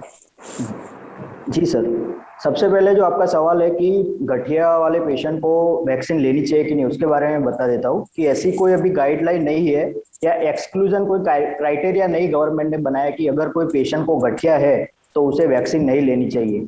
दोनों वैक्सीन जो है, कोवैक्सीन और कोविशील्ड जो इंडिया में लग रही है, वो दोनों वैक्सीन गठिया वाले पेशेंट को लेनी चाहिए। जो कॉमन सिम्टम आते हैं वैक्सीन लेने के बाद, 1-2 दिन वीकनेस रहती है, जॉइंट पेन रहता है, कुछ लोगों को फीवर भी आता है। तो अगर किसी पेशेंट को गठिया है पहले से तो उसको ये सिम्टम ज्यादा आएंगे, उसको जॉइंट पेन ज्यादा होगा। तो गठिया वाले पेशेंट को सिर्फ वैक्सीन लेने के बाद ये दिक्कत हो सकती है कि उसका जॉइंट पेन 1 हफ्ते तक शायद बढ़ जाए, लेकिन वो उसकी दवाई कंटिन्यू करेगा तो 5 दिन या 1 हफ्ते में उसका जो सिम्टम्स है और जो गठिया का सिम्टम वैक्सीन लेने के बाद बढ़ गया है वो भी रिलीव हो जाएगा। और दूसरा जो क्वेश्चन है कि जैसे कि लिगामेंट सर्जरी है और अभी जो जॉइंट रिप्लेसमेंट सर्जरी है, जो कि प्लान सर्जरी बोलते हैं, जिसमें कोई इमरजेंसी नहीं होती, अगर आप 1 या 2 महीने तक पोस्टपोन करें तो भी उसमें कोई प्रोग्नोसिस यानी कि पेशेंट खराब होने की संभावना बहुत कम होती है। तो ऐसी सर्जरी इस कोविड के पैंडेमिक टाइम में हो सके तो अवॉइड करनी चाहिए। ज्यादातर डॉक्टर्स भी अवॉइड कर रहे हैं और पेशेंट को भी अगर ऐसा लगे कि मुझे अभी सर्जरी भी करवानी है तो ऐसे टाइम में हॉस्पिटल में कोविड में जब 90% पेशेंट जो है वो कोविड है, अगर आप सर्जरी करवाने जाएंगे तो बहुत ज्यादा चांसेस है कि कोविड का संक्रमण आपको भी लग सकता है। और सर्जरी ऐसी जो प्रोसीजर है कि जिसमें बॉडी को हम ट्रॉमा करते हैं। सर्जरी में बॉडी की जो नेचुरल इम्यूनिटी होती है वो थोड़ी कम हो जाती है। उसमें बहुत ज्यादा ये चांस होता है कि अगर आप जिस हॉस्पिटल में दाखिल हो वहां पे और कोविड के पेशेंट के थ्रू आपको संक्रमण लग सकता है। तो हो सके तो आपका कोई ऐसा इश्यू नहीं है जो कि इमरजेंसी बेसिस पे ट्रीट करना पड़ सकता है, जैसे कि कोई ट्रोमा है, अगर कोई एब्डोमिनल ऐसा ऑब्स्ट्रक्शन है जिसमें इंटेस्टिनल ऑब्स्ट्रक्शन है, या तो फिर फ्रैक्चर सर्जरी, ये सब ऐसी सर्जरी है जिसमें इमरजेंसी ऑपरेशन करना पड़ता है। अगर नहीं करते तो वो वर्सन बहुत ज्यादा हो जाता है। तो ऐसी सर्जरी हो तभी आप हॉस्पिटल में एडमिट हो और सर्जरी करवाने का आग्रह रखें। बाकी जो प्लान सर्जरी है जिसमें इतनी इमरजेंसी नहीं होती, वो हो सके तो जब तक ये कोविड का जो पैंडेमिक का टाइम है वो कम होने के बाद ही आप करवाने का प्रीफर करें। अच्छा, मैं आप चारों लोगों से ये जानना चाहता हूं कि कोविड के सिम्टम्स में कहीं भी जॉइंट पेन, दर्द हो रहा है शरीर में, हड्डियों में दर्द हो रहा है, इस तरह की चीजें कुछ आती हैं क्या किसी में भी? डॉक्टर अमित? जी बिल्कुल, ये it is one of the common symptoms, joint pain, shivering, और ऐसा उनको महसूस होता है जैसे कंपकपाहट हो रही है, हड्डियों में अंदर जैसे ठंड लग रही है, बिल्कुल ऐसे। तो ये एक बहुत कॉमन सिम्टम है और ये सिम्टम कुछ लोगों को वैक्सीन के बाद भी कॉमनली देखा गया है। तो yes, it is a very common symptom of Covid. And what should they do? मतलब खासतौर पे जो नेगेटिव भी हो गए बाद में लग रहा है, जैसे डॉक्टर दीपक ने कुछ चीजों पर माफ करिएगा, डॉक्टर दिनेश ने कुछ चीजों का जिक्र किया जी। तो वो सिंपल इस सिचुएशन में वो सिंपल पैरासीटामोल ले सकते हैं, that should give them relief. Although और जो दूसरे पेन किलर्स हैं उनके बारे में सेफ्टी डाटा यही अभी तक तो यही कहता है कि दे आर सेफ। जो दूसरे डाइक्लोफेनेक जैसे जो पेन किलर्स हैं they are safe, but recently जैसे कि हमने देखा है दैट कोरोना वायरस इटसेल्फ और जो कोविड की वैक्सीन है वो they both induce a prothrombotic state, यानी कि थ्रोम्बस फॉर्मेशन, यानी जिसको हम कहते हैं कि क्लॉट बन जाना, थक्का जमना, क्लॉट बन जाना। तो उसकी जो पॉसिबिलिटी है, क्योंकि अभी स्केप्टिसिज्म है उसके बारे में, तो जो ये वाली दवाइयां हैं जो दूसरे पेन किलर हैं पैरासीटामोल के अलावा, तो उनको अभी अवॉइड करना चाहिए, बिकॉज उनके बारे में अभी सेफ्टी डाटा एस्टैब्लिश नहीं है कि कोविड के दौरान अगर उनको लेते हैं तो क्या इसका रिस्क बढ़ जाता है। भारत में वैसे भी बिना डॉक्टर की सलाह के दवाइयां लेने की बीमारी भी बहुत बड़ी है, सब लोग खुद ही डॉक्टर बन जाते हैं, कुछ लिखवा देते हैं, ये है तो खास करके वो पेशेंट्स जो जिनको पहले कोई हार्ट की समस्या जैसे हार्ट अटैक या कोई ब्रेन में स्ट्रोक की प्रॉब्लम रह चुकी है पहले, तो they should at least avoid taking any other pain killer apart from paracetamol. बुखार के लिए पैरासीटामोल ले सकते हैं। मैं कुछ कह सकता हूँ सौरभ? जी प्लीज आप ही लोगों को मैं कुछ बोलना चाहूंगा, इसलिए क्योंकि डॉक्टर दिनेश ने जो कहा ना कि अगर आप आएंगे इलेक्टिव है सर्जरी, कोविड का रिस्क रहता है, नहीं, एक चीज बहुत जरूरी है हमें समझना कि बहुत सारे हॉस्पिटल्स इतने सारे मेजर्स ले चुके हैं कि वो कोविड और नॉन कोविड को सेग्रीगेट करने में सक्षम रहे हैं।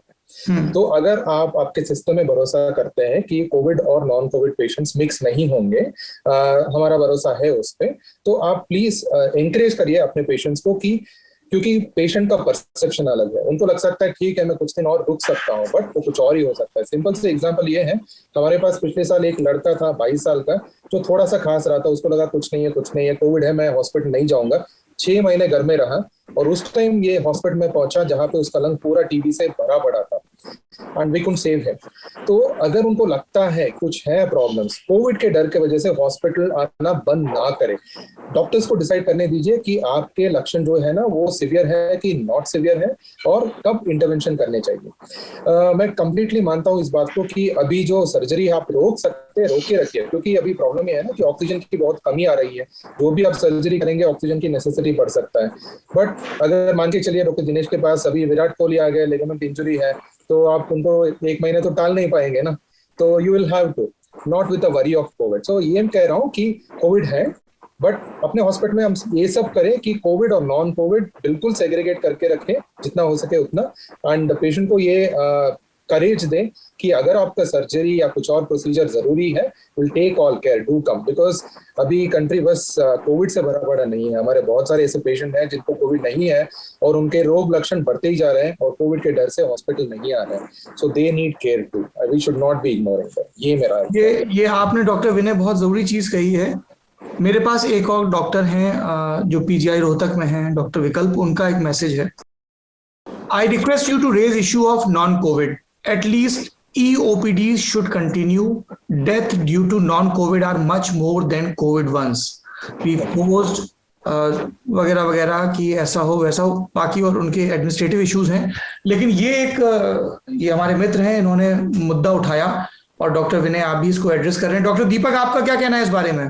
सर बिल्कुल सही बात है, जैसा विनय सर ने बताया कि इसमें कोविड के अलावा भी बहुत सारी बीमारियां परसिस्ट कर रही हैं और लोग उनको इग्नोर कर रहे हैं। हमारे पास आमतौर पे अस्थमा के पेशेंट, टीबी के पेशेंट्स आते हैं, वो बीच में दवाइयां लेना छोड़ देते हैं। और टीबी की दवाइयां इतनी इंपॉर्टेंट है कि अगर आपने बीच में छोड़ा तो हो सकता है जो ड्रग सेंसिटिव टीबी था वो ड्रग रेजिस्टेंट टीबी में कन्वर्ट हो जाए, क्योंकि उसने दवाइयां छोड़ दी।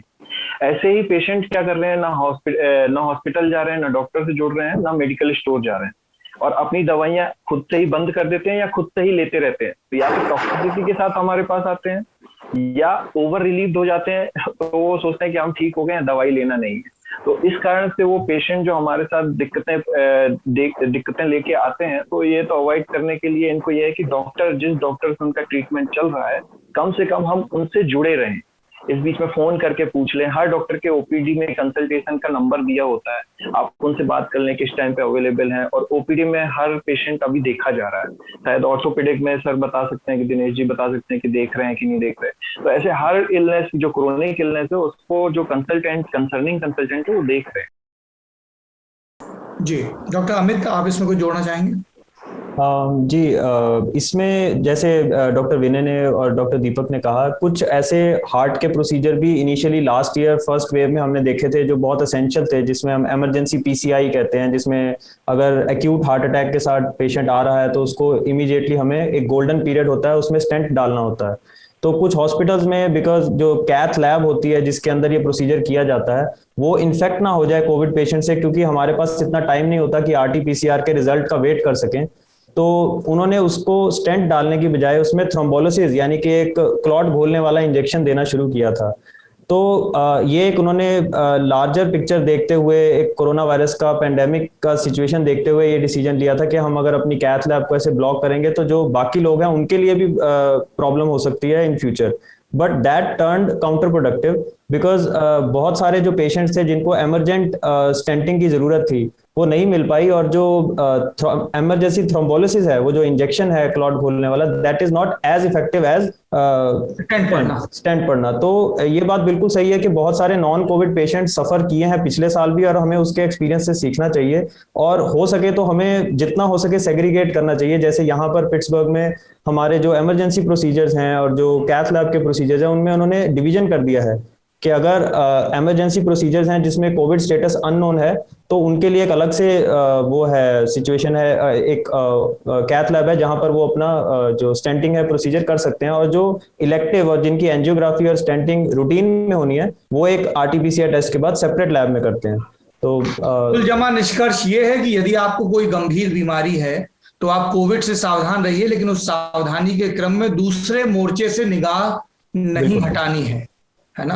हमला नॉर्थ से भी हो सकता है, हमला साउथ से भी हो सकता है, किसी भी दिशा से हो सकता है। इसलिए नॉर्थ मैन अपनी वॉल को कमजोर रखें। जीओटी वाले मेरे इस घटिया जोक का मतलब समझ गए होंगे, है ना। और अगर आपकी कोई इंपॉर्टेंट सर्जरी है तो ऐसे हॉस्पिटल खोजें, जैसे डॉक्टर विनय ने कहा, जहां पे इस तरह का सेग्रीगेशन बहुत क्लियर है। अब मैं आखिरी में उस सवाल पे आना चाहूंगा जिसका खूब जिक्र है। बहुत सारी दवाइयों के बारे में बात हो रही है, खास तौर पे अगर मैं अपनी सोशल मीडिया की या दोस्तों के सोशल मीडिया की बात करूं, ट्विटर, फेसबुक, रेमडेसिवियर चाहिए, और उसके अलावा भी कई इंजेक्शन हैं जिनकी बात हो रही है। और कई डॉक्टर हैं जो कह रहे हैं कि इतना भी एफिकेसी नहीं जितना शोर मचा दिया गया, कालाबाजारी हो रही है, ओवर डिपेंडेंस हो रही है, वगैरह वगैरह।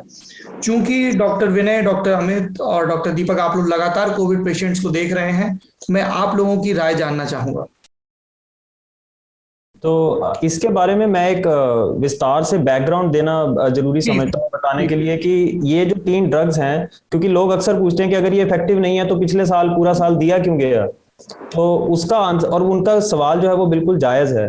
आप दवाइयों के नाम भी ले लीजिए जो दी जा रही हैं। जो 3 दवाइयां हैं जो बहुत कंटेंशियस रही हैं, उनमें एक आइवरमेक्टिन है, उनमें रेमडेसिविर है और एक टोसिलिजुमैब है। तो इन तीनों में से 2 दवाइयां फेयरली एक्सपेंसिव हैं और एक जो है आइवरमेक्टिन है वो काफी एक चीप दवाई है। तो इन तीनों का बैकग्राउंड समझने के लिए हमें ये समझना पड़ेगा कि दवाइयां मार्केट में इंट्रोड्यूस कैसे होती हैं। वो 2 फेज में उनको हम ट्रायल करते हैं। सबसे पहला और मोस्ट इंपॉर्टेंट होता है उनका सेफ्टी डाटा देखना, सेफ्टी ट्रायल देखना। वो इन तीनों ड्रग्स का established है over a long period of time कि this is safe for human consumption and their doses have been established at what dose are they safe for human consumption। ये बहुत सालों से तीनों दवाइयों का एस्टैब्लिश है। और दूसरी बात, मार्केट अवेलेबिलिटी। ये तीनों ही दवाइयां पिछले कई सालों से मार्केट में अवेलेबल हैं। अब इन तीनों को मद्देनजर रखते हुए अगर इन तीनों की कोई एफिकेसी हमें देखने को मिलती है कोविड में, तो हमें उसके लिए कोई रेगुलेटरी अप्रूवल की जरूरत नहीं है, because they are already approved by FDA and Indian drug regulators. तो इन तीनों दवाइयों को ये मद्देनजर रखते हुए जो रिसर्च हुआ, सबसे पहला हुआ आइवरमेक्टिन के ऊपर मोनाश यूनिवर्सिटी ऑस्ट्रेलिया में। उन्होंने एक इन विट्रो स्टडी किया। इन विट्रो का मतलब होता है कि ह्यूमन पे स्टडी नहीं किया, कुछ सेल्स के अंदर कोरोना वायरस का इन्फेक्शन किया और उसमें आइवरमेक्टिन देकर देखा कि क्या वायरल लोड कम होता है। उसमें उन्होंने काफी सिग्निफिकेंट रिजल्ट्स देखे कि ये वायरल लोड कम होता है। रेमडेसिविर को हमने इसलिए चूज किया बिकॉज वो कोरोना वायरस जैसे वायरसेस, जो आरएनए वायरसेस, हाँ, उसके जैसे वायरसेस जो हैं उनके अगेंस्ट इफेक्टिव रहा है, जैसे hepatitis C virus, Ebola virus और एक रेस्पिरेटरी सिंसिशियल वायरस। तो इन 3 वायरसेस के अगेंस्ट उसकी इफेक्टिवनेस पहले कभी स्टडी हुई थी कि ये आरएनए वायरसेस के अगेंस्ट इफेक्टिव है।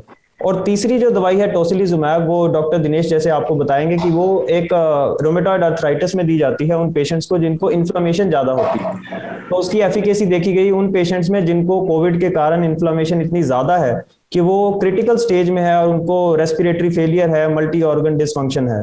तो इन 3 दवाइयों की क्योंकि कुछ मैकेनिज्म ऑफ एक्शन नोन था, मार्केट अवेलेबिलिटी थी और सेफ्टी नोन थी, इसलिए उनको इमरजेंसी में मार्केट में कोविड के लिए उतार दिया गया, क्योंकि हमारे पास उनके लिए कुछ डाटा अवेलेबल था। बट इन तीनों ही ड्रग्स में कोई ऐसा ह्यूमन ट्रायल नहीं है, ह्यूमन ट्रायल नहीं है, आई वुड रिपीट कि कोई ऐसा ह्यूमन ट्रायल नहीं है that can conclusively say that these drugs are effective against corona virus. कुछ स्टडीज हैं जो कहेंगी कि इससे हॉस्पिटलाइजेशन रिड्यूस हुई है, कुछ स्टडीज हैं जो कहती हैं कि वो आईसीयू की जो जल्दी हो जाती है, आईसीयू की एडमिशन कम है, क्योंकि ये पेंडेमिक इटसेल्फ बहुत लंबा नहीं है, इट्स जस्ट 1 year old, और इसके लिए लॉन्ग टर्म जो ह्यूमन स्टडी है वो भी उसके टाइम फ्रेम में ही नहीं आती है कि हम इतनी जल्दी कंडक्ट कर सकें। तो इसलिए इन 3 दवाइयों का just because of lack of human studies and lack of any conclusive study जो बता सके कि ये इफेक्टिव हैं इन ट्रीटिंग कोरोना वायरस, इसलिए हम ये कहते हैं कि ये डॉक्टर की जजमेंट पे छोड़ दें कि क्या ये दवाई अब इस पेशेंट को देनी है या नहीं देनी है। जी डॉक्टर दीपक। सर, इसमें होता क्या है कि जो कोविड वायरस आता है बॉडी में, तो इसका इंक्यूबेशन पीरियड देखा गया 7 दिन में ये बिल्कुल ऊपर जाता है, 7 दिन बाद ये धीरे धीरे डिक्लाइन होने लगता है। जब ये ऊपर जा रहा है तो हमको वायरस को बढ़ने से रोकना है।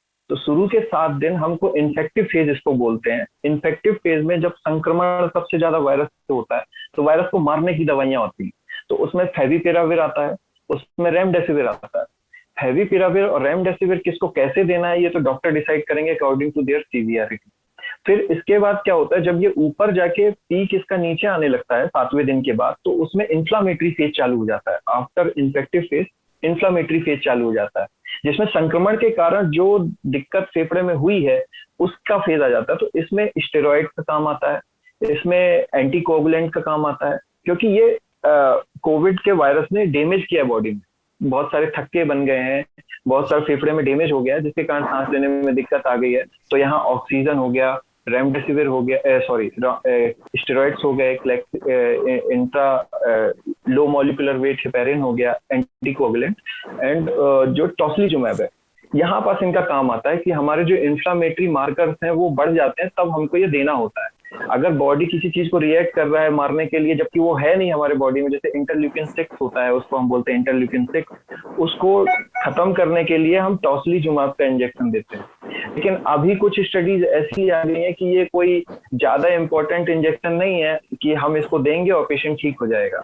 ये बस एक ऐसा है कि हाँ हम ट्राई कर सकते हैं, क्योंकि वो ऐसी स्टेज में दिया जाता है। 40-50 हजार का इंजेक्शन आप जब दे रहे होते हो तो एक जजमेंट बना के देते हो कि अब इसका बेनिफिट ज्यादा है कि रिस्क ज्यादा है। अब पेशेंट बहुत ज्यादा स्थिति गंभीर है, हम कुछ नहीं कर सकते, तो चलो एक बार टोसिलिजुमैब भी देख लेते हैं देखे, लेकिन कोई उसका ऐसा बदलने वाला रिजल्ट नहीं था उसका। रेमडेसिविर के साथ क्या हुआ सर, इसमें जब पेशेंट आ रहा है सीरियस डिसीज में तो कुछ डाटा है इसके। तो इसमें शुरुआत में देखा गया कि जिनको रेमडेसिविर दिया गया उसमें रिकवरी रेट ज्यादा थे, 15 की बजाय 10 दिन में रिकवरी हुआ। फिर दूसरा इसमें ये डाटा देखा गया कि जो रेमडेसिविर जिनमें दिया गया था, सिर्फ रेमडेसिविर दिया गया था, वो 11% मोर्टेलिटी थी उनकी, और जबकि जिनको रेमडेसिविर नहीं दिया गया था उसमें 15% मोर्टेलिटी थी। तो इन सब माइन्यूट डाटा का डिफरेंस देख के इन्होंने रेमडेसिविर देने का तय किया, क्योंकि अब एम्स गाइडलाइन में ये हटा दिया गया है कि बहुत सोच समझ के रेमडेसिविर इंजेक्शन का यूज करना है, क्योंकि हमारे मार्केट में अवेलेबिलिटी कम है। और डॉक्टर गुलेरिया सर ने भी बहुत अच्छा बोला है कि ये कोई जादू की छड़ी नहीं है कि पेशेंट निकल के तुरंत ठीक हो जाएगा और रेमडेसिविर के डोजेस लग जाएंगे। तो इसके पीछे पागल होके भागने वाली बात नहीं है कि आप 40 हजार का इंजेक्शन खरीद रहे हैं, 50 हजार का इंजेक्शन खरीद रहे हैं। ठीक है, डॉक्टर के पास और भी ऑप्शन हैं जो जिनमें वो प्रयास कर रहा है। तो इसमें सबसे इम्पोर्टेंट जो ट्रीटमेंट हमको इनिशियल फेज में लगा कि जो भी एंटीवायरल ट्रीटमेंट है, इम्यूनिटी बूस्टर्स हैं, इनिशियली दे दें जो अवेलेबल है हमारे पास। उसके बाद जब इन्फ्लामेटरी फेज आता है तो उसमें स्टेरॉइड और एंटीकोगुलेंट और जो एंटी इन्फ्लामेटरी जो है उनका रोल्स आता है। तो इसमें ज्यादा घबराने की बात नहीं है। डॉक्टर्स आपको जो भी बताएं, जो ड्रग्स दें, उनसे डिस्कस करें। ये नहीं कि हम पीछे जा रहे हैं, खुद of the counter of the level drugs ले रहे हैं और खुद डॉक्टर को एडवाइस कर रहे हैं कि हमको रेमडेसिविर। हाँ, ये आपने डॉक्टर दीपक ठीक बोला, क्योंकि अब क्या हो रहा है कि कई जगह डॉक्टर्स बोले कि मरीज प्रेशर बना रहा है कि साहब सब जगह तो ये फलाना दे रहे हैं, आप क्यों नहीं दे रहे हो मेरे पेशेंट को।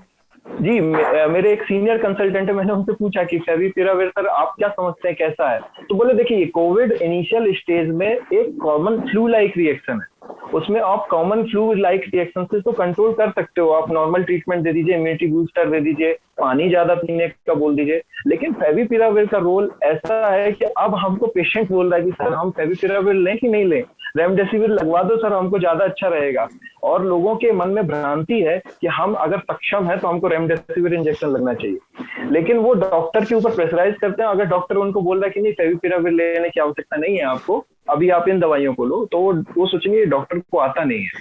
तो ये बहुत बड़ा रीजन रहा है कि कुछ डॉक्टर तो बोलते हैं ठीक है ले लो, अगर मिल जाए तो ले लो। इस तरीके से पेशेंट के ऊपर छोड़ दे, फिर पेशेंट यहाँ वहाँ पागल होकर घूमता है और कुछ किसी भी रेट में इंजेक्शन लेता है। तो ये market burden, economic burden, patient के रिलेटिव के बहुत सारे बर्डन बढ़ा देता है। डॉक्टर विनय, मैं एक हमने एक Amit I'll come to you। हाँ डॉक्टर विनय, तो हमने तो हमारे टीम के हिसाब से एक प्रोटोकॉल बना दी है और हमारे 3 डिविजन्स है। पेशेंट जो घर में है, पेशेंट जो हॉस्पिटल में है बट आईसीयू में नहीं है, और पेशेंट जो आईसीयू में है। पेशेंट जो घर में है वो इतना सक्षम है कि उसका immunity it is good enough कि उसको बचा सके, और ये प्रिवेंट करेगा कि ये इन्फेक्शन जो है वो आगे ना बढ़े। टू बी वेरी ऑनेस्ट, पिछले 1 साल में पैरासिटामोल, सिट्रजिन के अलावा, मतलब सिंपल सी दवाई के अलावा कोई और दवाई काम नहीं कर चुका है इन पे। कुछ और भी लेंगे, अगर इनको बढ़ना है हॉस्पिटल की तरफ, वो बढ़ेंगे ही। ये सब उनके इम्यूनिटी पे डिपेंड करता है। जैसे मैंने कहा ना पहले, रिस्क फैक्टर्स जिनमें नहीं है वो 99% चांस है वो सिंपल सी दवाइयों में पैरासिटामोल और सिट्रजिन से कंट्रोल हो जाएंगे। पिछले 1 साल में मैंने एक भी मरीज के लिए आइवरमेक्टिन प्रिस्क्रिप्शन नहीं दिया है। और जब भी कोई फैबीफ्लू का पूछता है, हमें फैबीफ्लू चाहिए, मैं बोलता हूँ 8 दवाई फैबीफ्लू लेने के बजाय आप 8 कैडबरी चॉकलेट खा लो, वो आपको और अच्छे से ठीक रखेगा। क्योंकि Fabiflu in my opinion is as good और as bad as a chocolate. उसका कोई रिसर्च नहीं है, ट्रायल नहीं है, उसका एफिकेसी बिल्कुल प्रूवन नहीं है। तो ये है पेशेंट जो घर में है, सिंपल सी दवाई ठीक हो जाएंगे। जो पेशेंट जिनका प्रोग्रेशन होता है और हॉस्पिटल पहुंच जाते हैं पर वो आईसीयू में नहीं है, मतलब उतना सिक नहीं है कि वो आईसीयू में चले जाए, उनको हम देखते हैं कि उनको ऑक्सीजन की जरूरत है, मतलब 94% से कम है ऑक्सीजन लेवल या 94% से ज्यादा है, उनकी बीमारी 6 दिन से कम है या 6 दिन से ज्यादा है। अगर उनकी बीमारी 6 दिन से ज्यादा है और बुखार बढ़ता ही जा रहा है और ऑक्सीजन की कमी दिखाई दे रहा है, तो रेमडेसिविर प्लस स्टीरॉइड्स ये दोनों ही काम आएंगे। रेमडेसिविर उनकी जान नहीं बचाएगा बट उनका डिजीज का ड्यूरेशन कम करेगा। और हमारे हिसाब से पिछले 1 साल में जितने मरीज हमने ट्रीट किए हैं ना, रेमडेसिविर बिना स्टीरॉइड के कुछ नहीं कर सकता और स्टीरॉइड बिना रेमडेसिविर के कुछ नहीं कर सकता। कितना देना है, कैसा देना है, ये आप अपने डॉक्टर्स पे छोड़ दीजिए। बट जैसे मैंने कहा, हमारे एक्सपीरियंस में अगर हम टाइम करेंगे मेडिसिन को, जो पेशेंट 6 दिन से ज्यादा बीमार है, लगातार बीमार है और ऑक्सीजन लेवल कम हो रहा है, रेमडेसिविर और स्टीरॉइड के कॉम्बिनेशन में बहुत लोगों की जानें बची हैं। जो पेशेंट आईसीयू चले जाते हैं उनमें रेमडेसिविर का कोई बिल्कुल रोल है ही नहीं। रेमडेसिविर कुछ नहीं कर पाएगा। आप जो जितना भी दो, रेमडेसिविर बढ़ के दो, कम करके दो, रेमडेसिविर उनका जान बचा नहीं सकता है। स्टीरॉइड थोड़े हद तक उनको हेल्प करेगा। बाकी सारा ये 3 फैक्टर्स पे डिपेंड करेगा कि आपके डॉक्टर्स और नर्सेस कितने चौकन्ने हैं, कितने एनर्जेटिक है और कितने स्किलफुल है। वो जितने सपोर्टिव केयर अच्छे से दे पाएंगे, वेंटिलेटरी केयर दे पाएंगे इन पेशेंट्स में, पेशेंट उतने ही अच्छे से बढ़ पाएंगे। दवाई सब कुछ नहीं है, ये मेडिकल केयर पे डिपेंड करता है कि आपके पेशेंट कितने जल्दी रिकवर करेंगे और कितने पेशेंट रिकवर कर पाएंगे। क्योंकि हम कह रहे हैं कि पिछले 1 साल में हमने 21 95 प्लस ईयर ओल्ड्स को रिकवर करते हुए देखा है हमारे आईसीयू में। तो इट ऑल डिपेंड्स आपके इंटेंसिविस्ट कितने स्किलफुल है। मेडिसिन बस अपना काम करता है, बट मेडिसिन के अलावा ये इंटेंसिविस्ट का काम बहुत ही इंपॉर्टेंट बन जाता है। अगर वो चौकन्ने हैं, स्किलफुल है और एनर्जेटिक है, मेंटली फेटिग नहीं है, फिजिकली फेटिग नहीं है, कि आपके जान वो बचा पाएंगे। तो मेडिसिन पे ज्यादा ध्यान मत दीजिए। मेडिसिन डॉक्टर्स देंगे आपको, बट बाकी सारी चीज भी है मेडिसिन के अलावा जो काम आएंगे। टोसिलिजुमैब पहले बहुत सारे प्लस माइनस डेटा था टोसिलिजुमैब पे, बट अभी एक चीज क्लियर है, एक लार्ज ट्रायल हुआ था, उसमें टोसिलिजुमैब का एक फंडा क्लियर है। अगर पेशेंट बहुत ही जल्दी सिक होके आ जाता है, मतलब पहले तीसरे या चौथे दिन में वो आईसीयू चला जाता है, वेंटिलेटर पे चला जाता है, ऐसे मरीजों पे अगर स्टीरॉइड का असर नहीं हुआ 24 या 48 घंटे में और इंटरल्यूकिन 6 करके उसका लेवल ज्यादा है, सीआरपी करके एक टेस्ट उसका लेवल ज्यादा है, ऐसे पेशेंट में अगर जल्द से जल्द 48 घंटे के अंदर अंदर अगर हम टोसिलिजुमैब दे पाएंगे तो बहुत सारे patient, I would say 50 to 60% recovery कर चुके हैं। ये डायरेक्टली टोसिलिजुमैब के वजह से हुआ है मैं कह नहीं पाऊंगा, क्योंकि जो भी ट्रायल या स्टडीज और हम जो देख रहे हैं ना, ये प्रॉपरली कंडक्टेड स्टडीज नहीं है, बट एक्सपीरियंस के हिसाब से अगर हम इसको टाइम कर पाएंगे अच्छे से और अच्छे से केयर दे पाएंगे तो ये बचा सकता है। तो ये समरी ये है, मेडिसिन एक तरफा है, बिना स्किल के, बिना मेडिकल केयर के मेडिसिन कुछ नहीं कर सकता। That's very important point. मैं एक चीज ऐड करना चाहूंगा डॉक्टर विनय की और डॉक्टर दीपक की बात में। जो स्टेरॉइड्स हैं वो 2 धारी तलवार हैं, तो ऐसा ना हो, क्योंकि ये इजीली अवेलेबल है, बहुत फ्रीली अवेलेबल है लोगों को एज कम्पेयर टू रेमडेसिविर और टोसिलिजुमैब, तो लोग प्रिवेंटिव उसको लेना ना शुरू कर दें कि अगर अभी हमको बुखार हो रहा है तो हम अभी स्टेरॉइड ले लेते हैं। तो उससे होगा क्या कि it is also an immune suppressant. तो ये भी हो सकता है कि अगर आपकी नेचुरली बॉडी उसको शायद वायरस को काउंटर कर जाती, बट आपने because of high dose of steroids आपने अपनी इम्यून लेवल को पहले ही सप्रेस कर दिया, तो it might be counter productive for your body. So unless आपका जो ऑक्सीजन सैचुरेशन है वो 94 से नीचे नहीं है, या आपको डॉक्टर ने प्रिस्क्राइब नहीं किया है, तो चाहे वो इनहेलेशनल स्टेरॉइड हो चाहे वो ओरल स्टेरॉइड हो, वो आप अपनी मर्जी से ना लें। ये चीज तो मैं अपने तमाम दर्शकों से बार बार लगातार कहना चाहूंगा, अपने मन से दवाइयां मत लीजिए, डॉक्टर से सलाह करिए, फोन कॉल पर उपलब्ध हैं। और यदि आप में से किसी को भी ऐसा लग रहा है कि साहब हमें ये दिक्कत है, हमें कोई डॉक्टर नहीं मिल रहा है, तो आप ललन टॉप को टैग करिए, we will try to connect you with doctors. कई स्क्रीन पर मौजूद हैं, कई ऑफ स्क्रीन है, जिन्होंने हमसे कहा है कि यदि कोई ऐसा पेशेंट आता है जो आपको लगता है कि इसको गाइडेंस नहीं मिल पा रहा, आप हमें कनेक्ट करिए, हम फोन पे समझा देंगे। 4 सवाल और हैं। एक सवाल मैं आप लोगों की राय जानना चाहता हूं, प्लाज्मा, क्योंकि इसको लेकर भी सोशल मीडिया पे बहुत होता है कि प्लाज्मा की जरूरत है। How effective is this? Plasma initial days में, ये जो शुरू के जब इन्फेक्टिव फेज आता है, तो 3-4 दिनों में प्लाज्मा की इम्पोर्टेंस होती है, उसके बाद प्लाज्मा किसी भी इम्पोर्टेंस का नहीं रह जाता है। डॉक्टर विनय जी। हाँ, मेरा ओपिनियन थोड़ा अलग है। हम अपना स्टडीज और जो भी हमने ऑब्जर्वेशन की है, हम पब्लिश करने की कोशिश कर रहे थे, तब तक ये सेकेंड वेव आ गया। अगर कोई पेशेंट जिसका ऑक्सीजन लेवल्स कम है और हमने जो मेडिसिन जरूरी है वो दिया है, और हॉस्पिटलाइजेशन के 24 से 48 घंटे के अंदर अंदर 14 दिन तक भी हमने प्लाज्मा दी है, एंड हमारा एक्सपीरियंस ठीक रहा है। क्यों कैसे हम एक्सप्लेन नहीं कर पाएंगे, बट ये तो पक्का है कि अगर आप हॉस्पिटलाइजेशन के 48 घंटे के अंदर आप प्लाज्मा ऑफर कर पाएंगे, जो पेशेंट स्टीरॉयड और रेमडेसिविर से ठीक नहीं हो रहा है, बहुत सारे लोगों में हमने रिकवरी देखा है। ये सब टाइमिंग का हिसाब से, जो भी मेडिसिन है ना, ये सब टाइमिंग पर डिपेंड करता है। अगर आप टाइम कर पाएंगे थियोरेटिकली, हाँ, और जैसे डॉक्टर दीपक ने कहा कि ज्यादा से ज्यादा ट्रायल ये बता चुके हैं, अगर 7 से 9 दिन तक आप प्लाज्मा दे सकते हैं, मतलब डिजीज शुरू होने के, उसके बाद उसका कोई रोल नहीं है। पर हमने ये देखा है 14 दिन तक हमने ट्राई की है एज अ डेस्परेट मेजर, जब पेशेंट इंप्रूव नहीं हो रहा है, and it is shown recovery. तो अगेन इट ऑल डिपेंड्स कि आप टाइमिंग कैसे करें, आप कैसे पेशेंट को मैनेज करें, और आपकी क्षमता कितना है। डॉक्टर अमित, आप इसमें कुछ जोड़ना चाहेंगे? डॉक्टर विनय ने कहा कि वैसे ही यूएस में हमने बहुत सारे एनेक्डोटल एविडेंस देखे हैं, इंडिविजुअल एविडेंस देखे हैं, जहां पे बहुत रैपिड क्लिनिकली सिग्निफिकेंट इंप्रूवमेंट देखा गया है।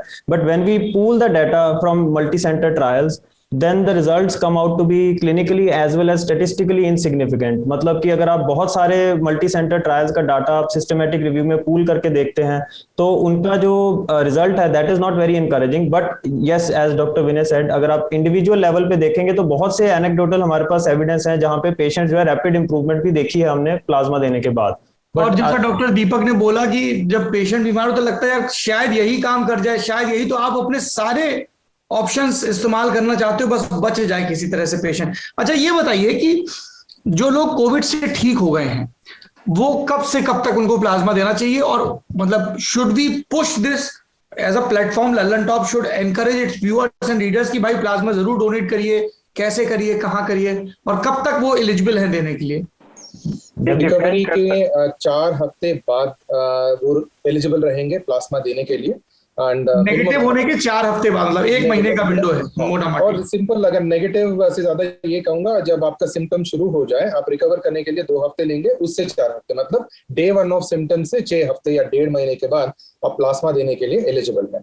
और आपने देखा है डॉक्टर मिस्टर सचिन तेंदुलकर ने भी ये रिक्वेस्ट की है, उन्होंने बोला है कि मैं अपने डॉक्टर से कंसल्ट करके दूंगा। जब भी हम कुछ अनाउंसमेंट करते हैं, उसका फ्लिप साइड भी रहता है कि उसका कमर्शियल एस्पेक्ट बढ़ जाता है। जैसे हमने दिल्ली में देखा पिछले साल की कमर्शियली कुछ और लोग कर रहे थे, प्लाज्मा बेच रहे थे। अगर गवर्नमेंट उस पे कंट्रोल कर पाए तो आई बिलीव कन्वालेसेंट प्लाज्मा जो है ना, it has good medicinal value if time properly.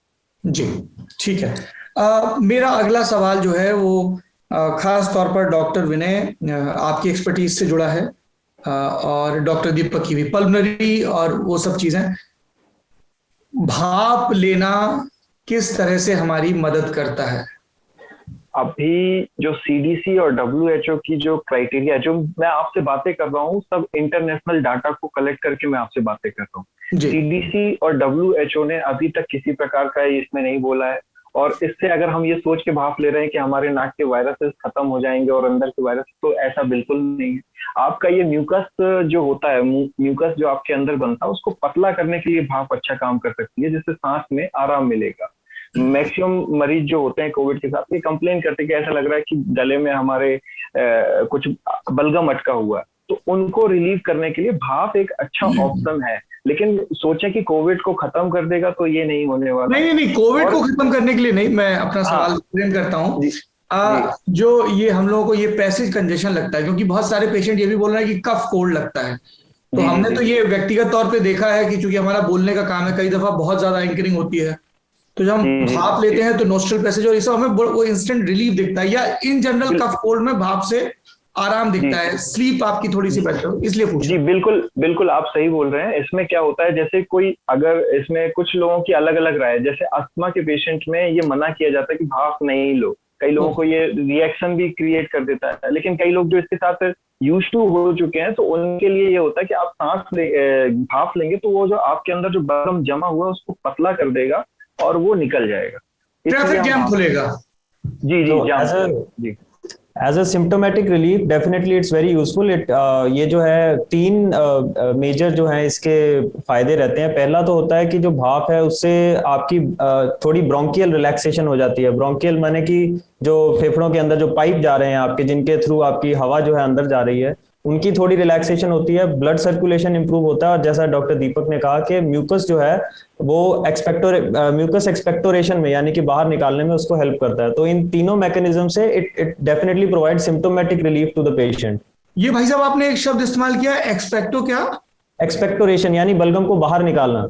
अच्छा, इसीलिए जो कफ वाले सिरप आते हैं उसमें भी ये नाम लिखा हो, जैसे एक सिरप आता था सॉल्वेंट एक्सपेक्टोरेंट, राइट, मतलब ये जल्दी बाहर निकालेगा कफ, बाहर निकालने के लिए, जो एक्स्ट्रा कफ है, राइट।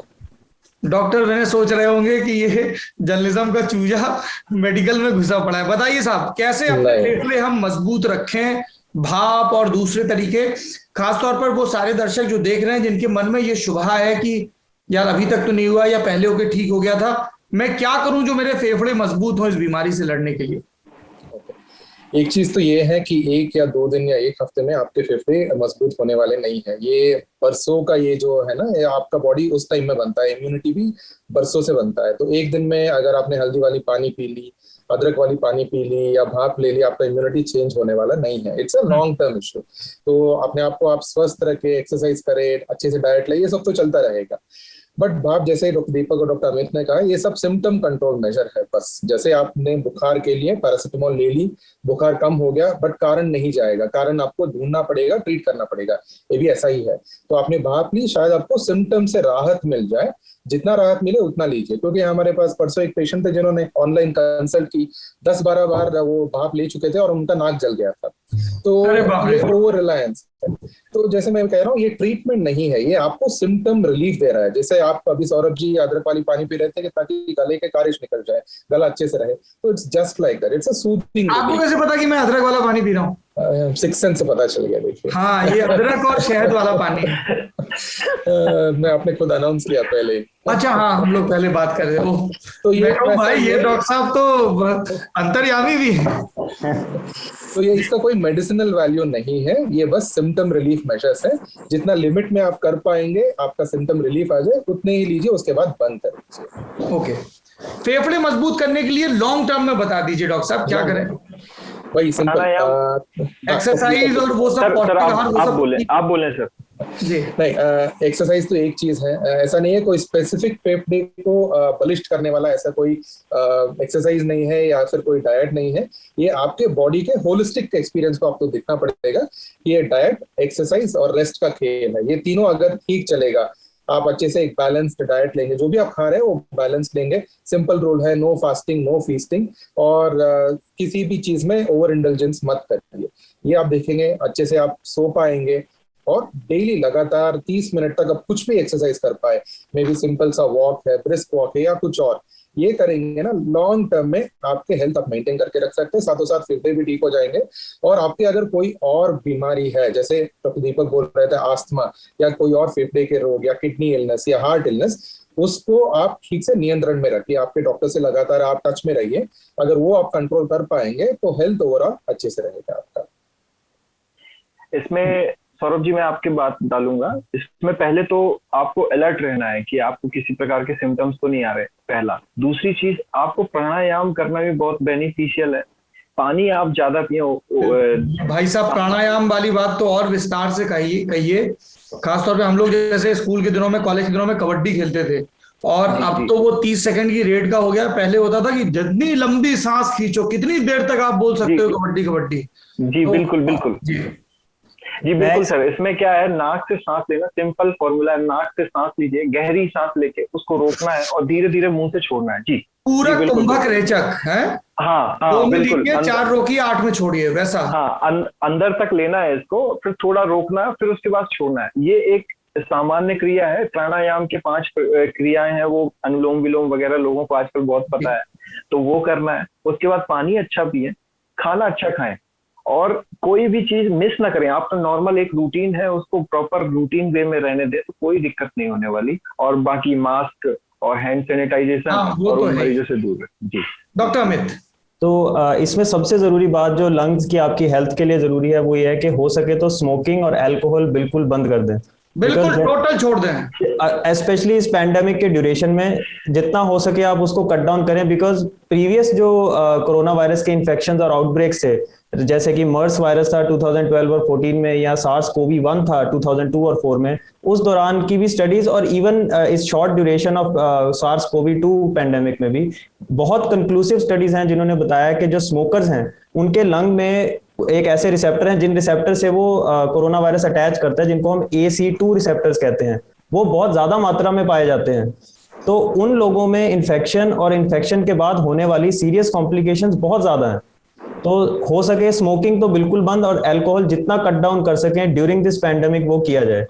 तो भैया, जो धौंकनी संप्रदाय के लोग हैं, मतलब जो सिगरेट पीने वाले, बीड़ी पीने वाले और तमाम चीजें लीगल इलीगल पीने वाले लोग हैं, वो जरा ध्यान से सुने कि आपके इस धुआं प्रेम के चलते आपके फेफड़ों में जो AC2 रिसेप्टर्स हैं वो ज्यादा प्रभावी हो गए हैं, तो वो ऐसे कोरोना के चुम्बन के लिए आतुर रहते हैं। इसलिए यही समय है, अपनी दौड़ के अपनी बट को मजबूत रखिए, और जो सिगरेट की बट है उसको लात मार दीजिए। ठीक कह रहा हूं डॉक्टर साहब? बिल्कुल। चलिए, एक आखिरी चीज मैं जानना चाहूंगा। डर बहुत है लोगों में।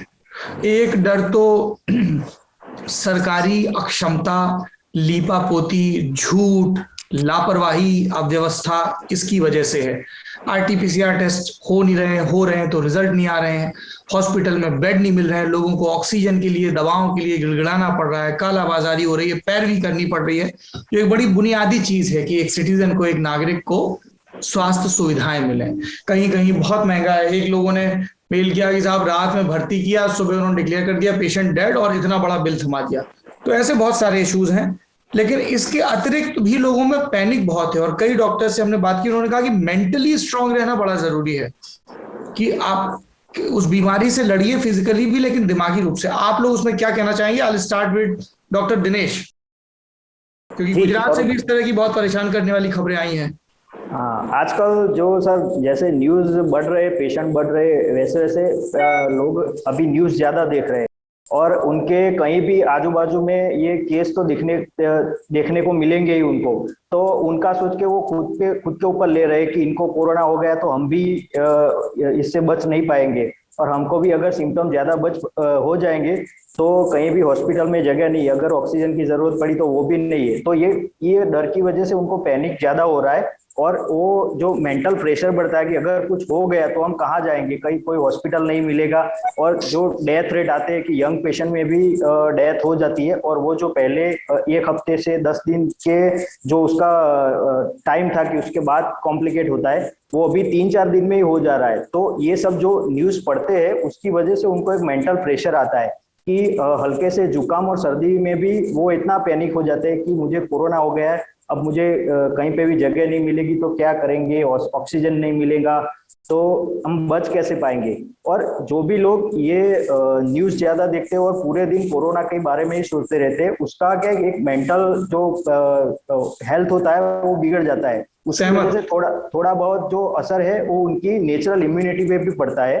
तो ये उनका अगर सिम्टम एकदम माइल्ड है तो भी उनको वो एग्रावेट कर सकता है, या तो उसको वो सिम्टम फील ज्यादा होंगे ये डर की वजह से।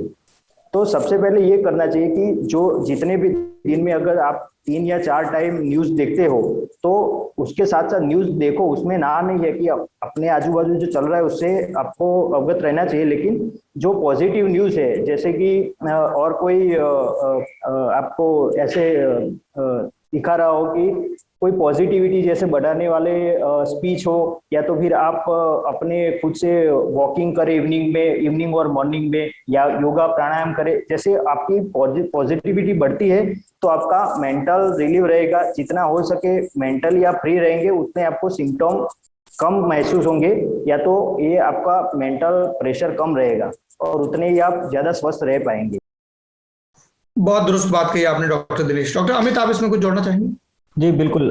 देखिए, मैंने जो अपने एक्सपीरियंस में भी देखा है यहाँ पर यूएस में भी, बिकॉज यहाँ लोग अकेले रहते हैं, फैमिली सपोर्ट नहीं है, तो anxiety is a very common issue even in other illnesses, that Covid is a big deal. तो एंजाइटी वाले पेशेंट्स को मैं 2-3 बातें कहता हूँ। सबसे पहले तो आपको जो कंसर्न्स है जिनके कारण आपको एंजाइटी है, we understand that they are not unfounded, वो जेन्युइन कंसर्न्स हैं। तो first of all we need to accept कि जो उनके कंसर्न्स हैं वो जेन्युइन हैं।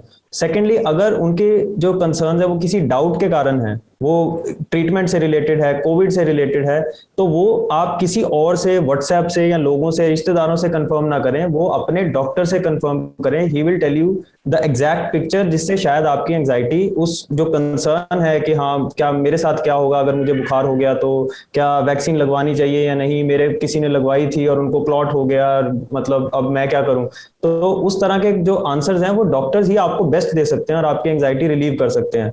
और तीसरी जो इसमें जो एक बड़ी बात है वो ये है कि अगर आपको ये इस तरह के कंसर्न्स हैं कि डेथ को लेकर, कि जैसे न्यूज में चल रहा है कि मतलब बहुत मौतें हो रही हैं, अगर मुझे कोविड हो गया, यू आर स्केर्ड कि मेरे साथ भी ऐसा ही हो सकता है, तो उनको मैं बस एक चीज कहना चाहूंगा कि आईसीयू में काम करने वाले डॉक्टर्स जो 12-12 घंटे काम कर रहे हैं, they are seeing a subset of the population जहां डेथ जो है ज्यादा है।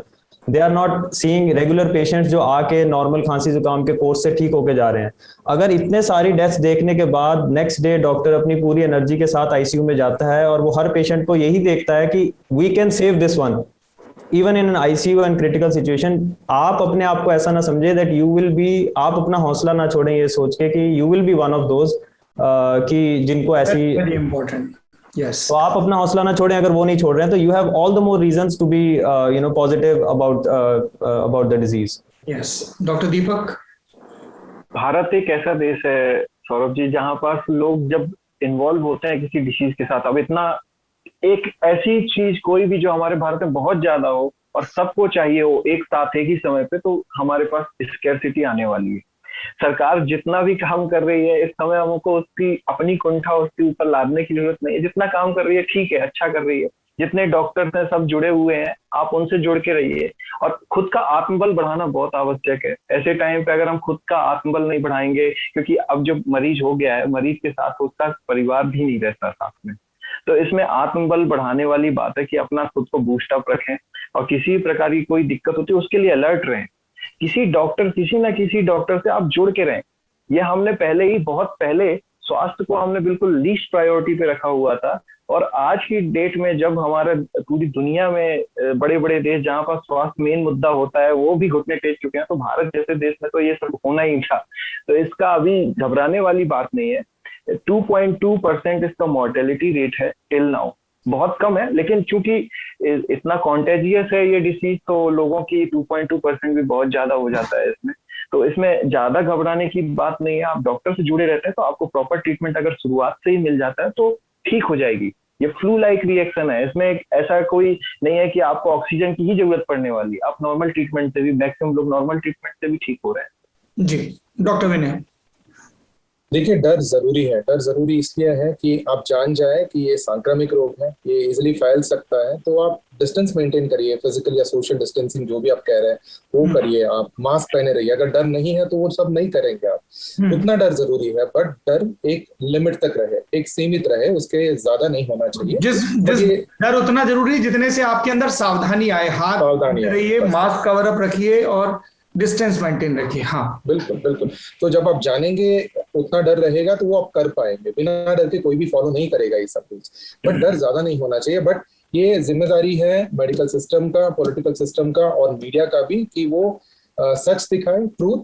जैसे डॉक्टर दीपक ने कहा कि हाँ मर रहे हैं लोग, हम ये नहीं कह रहे कि मर नहीं रहे, मर रहे हैं, बट उनके नंबर्स कम है। जो रिकवर होके घर जा रहे हैं उनके नंबर्स बहुत ही अधिक कम है। तो आप उस तरफ देखिए तो आपका डर कम होगा। तो वो एक चीज है ट्रूथ, ट्रस्ट। आपको किसी पे तो ट्रस्ट करना पड़ेगा। आप अपने डॉक्टर्स पे या अपने रिश्तेदार पे या अपने दोस्तों पे ट्रस्ट करिए, उनसे अपने जो भी प्रॉब्लम्स है डिस्कस करिए, जो भी आपके अप्रहेंशन है वो सब डिस्कस करिए। जब आप जान पाएंगे ठीक है इसके इलाज है, ये सब आपको हेल्प कर पाएंगे, तो आपका डर अपने आप से कम हो जाएगा। एंड अल्टीमेटली ट्रांसपेरेंसी, अगर मेडिकल केयर सिस्टम और पॉलिटिशियंस ट्रांसपेरेंट रहेंगे, देखिए हम आपके लिए ये सब कर पा रहे हैं, हम ऑक्सीजन की अरेंजमेंट कर रहे हैं, इतने सारे मेडिसिन है, इतने सारे बेड अरेंज कर रहे हैं, आप हम पे भरोसा रखिए, हम आपका ख्याल रखेंगे। अगर ये ट्रांसपेरेंसी हम सब दिखा पाएंगे तो डर अपने आप से कम होता जाएगा। तो डर थोड़ा सा जरूरी है, इट इज एसेंशियल, बट ये हम सबकी जिम्मेदारी है कि हम मिलके ये डर कम करें और जितना हो सके, जितना मरीजों को हम सेव कर पाए, हम अपनी कोशिश जारी रखेंगे उसमें। थैंक यू सो मच, बहुत ही इंसाइटफुल, बहुत ही हेल्पफुल, और मैं उम्मीद करता हूं कि मेरे दर्शकों को भी कुछ सवालों के जवाब मिले होंगे। Doctor Dinesh, doctor Amit, doctor Deepak and doctor Vinay, thank you so much. आप लोग ललन टॉप अड्डे का हिस्सा बने। ललन टॉप अड्डे का ये सिलसिला जारी रहेगा। आप अपने सवाल, अपने सुझाव भेजते रहिए, और यदि आप मेडिकल फील्ड से जुड़े हैं और इस अड्डे का हिस्सा बनना चाहते हैं तो भी आपका स्वागत है। हमारा पता है इस मुहिम से जुड़ने के लिए covid.care@lalantop.com। शुक्रिया।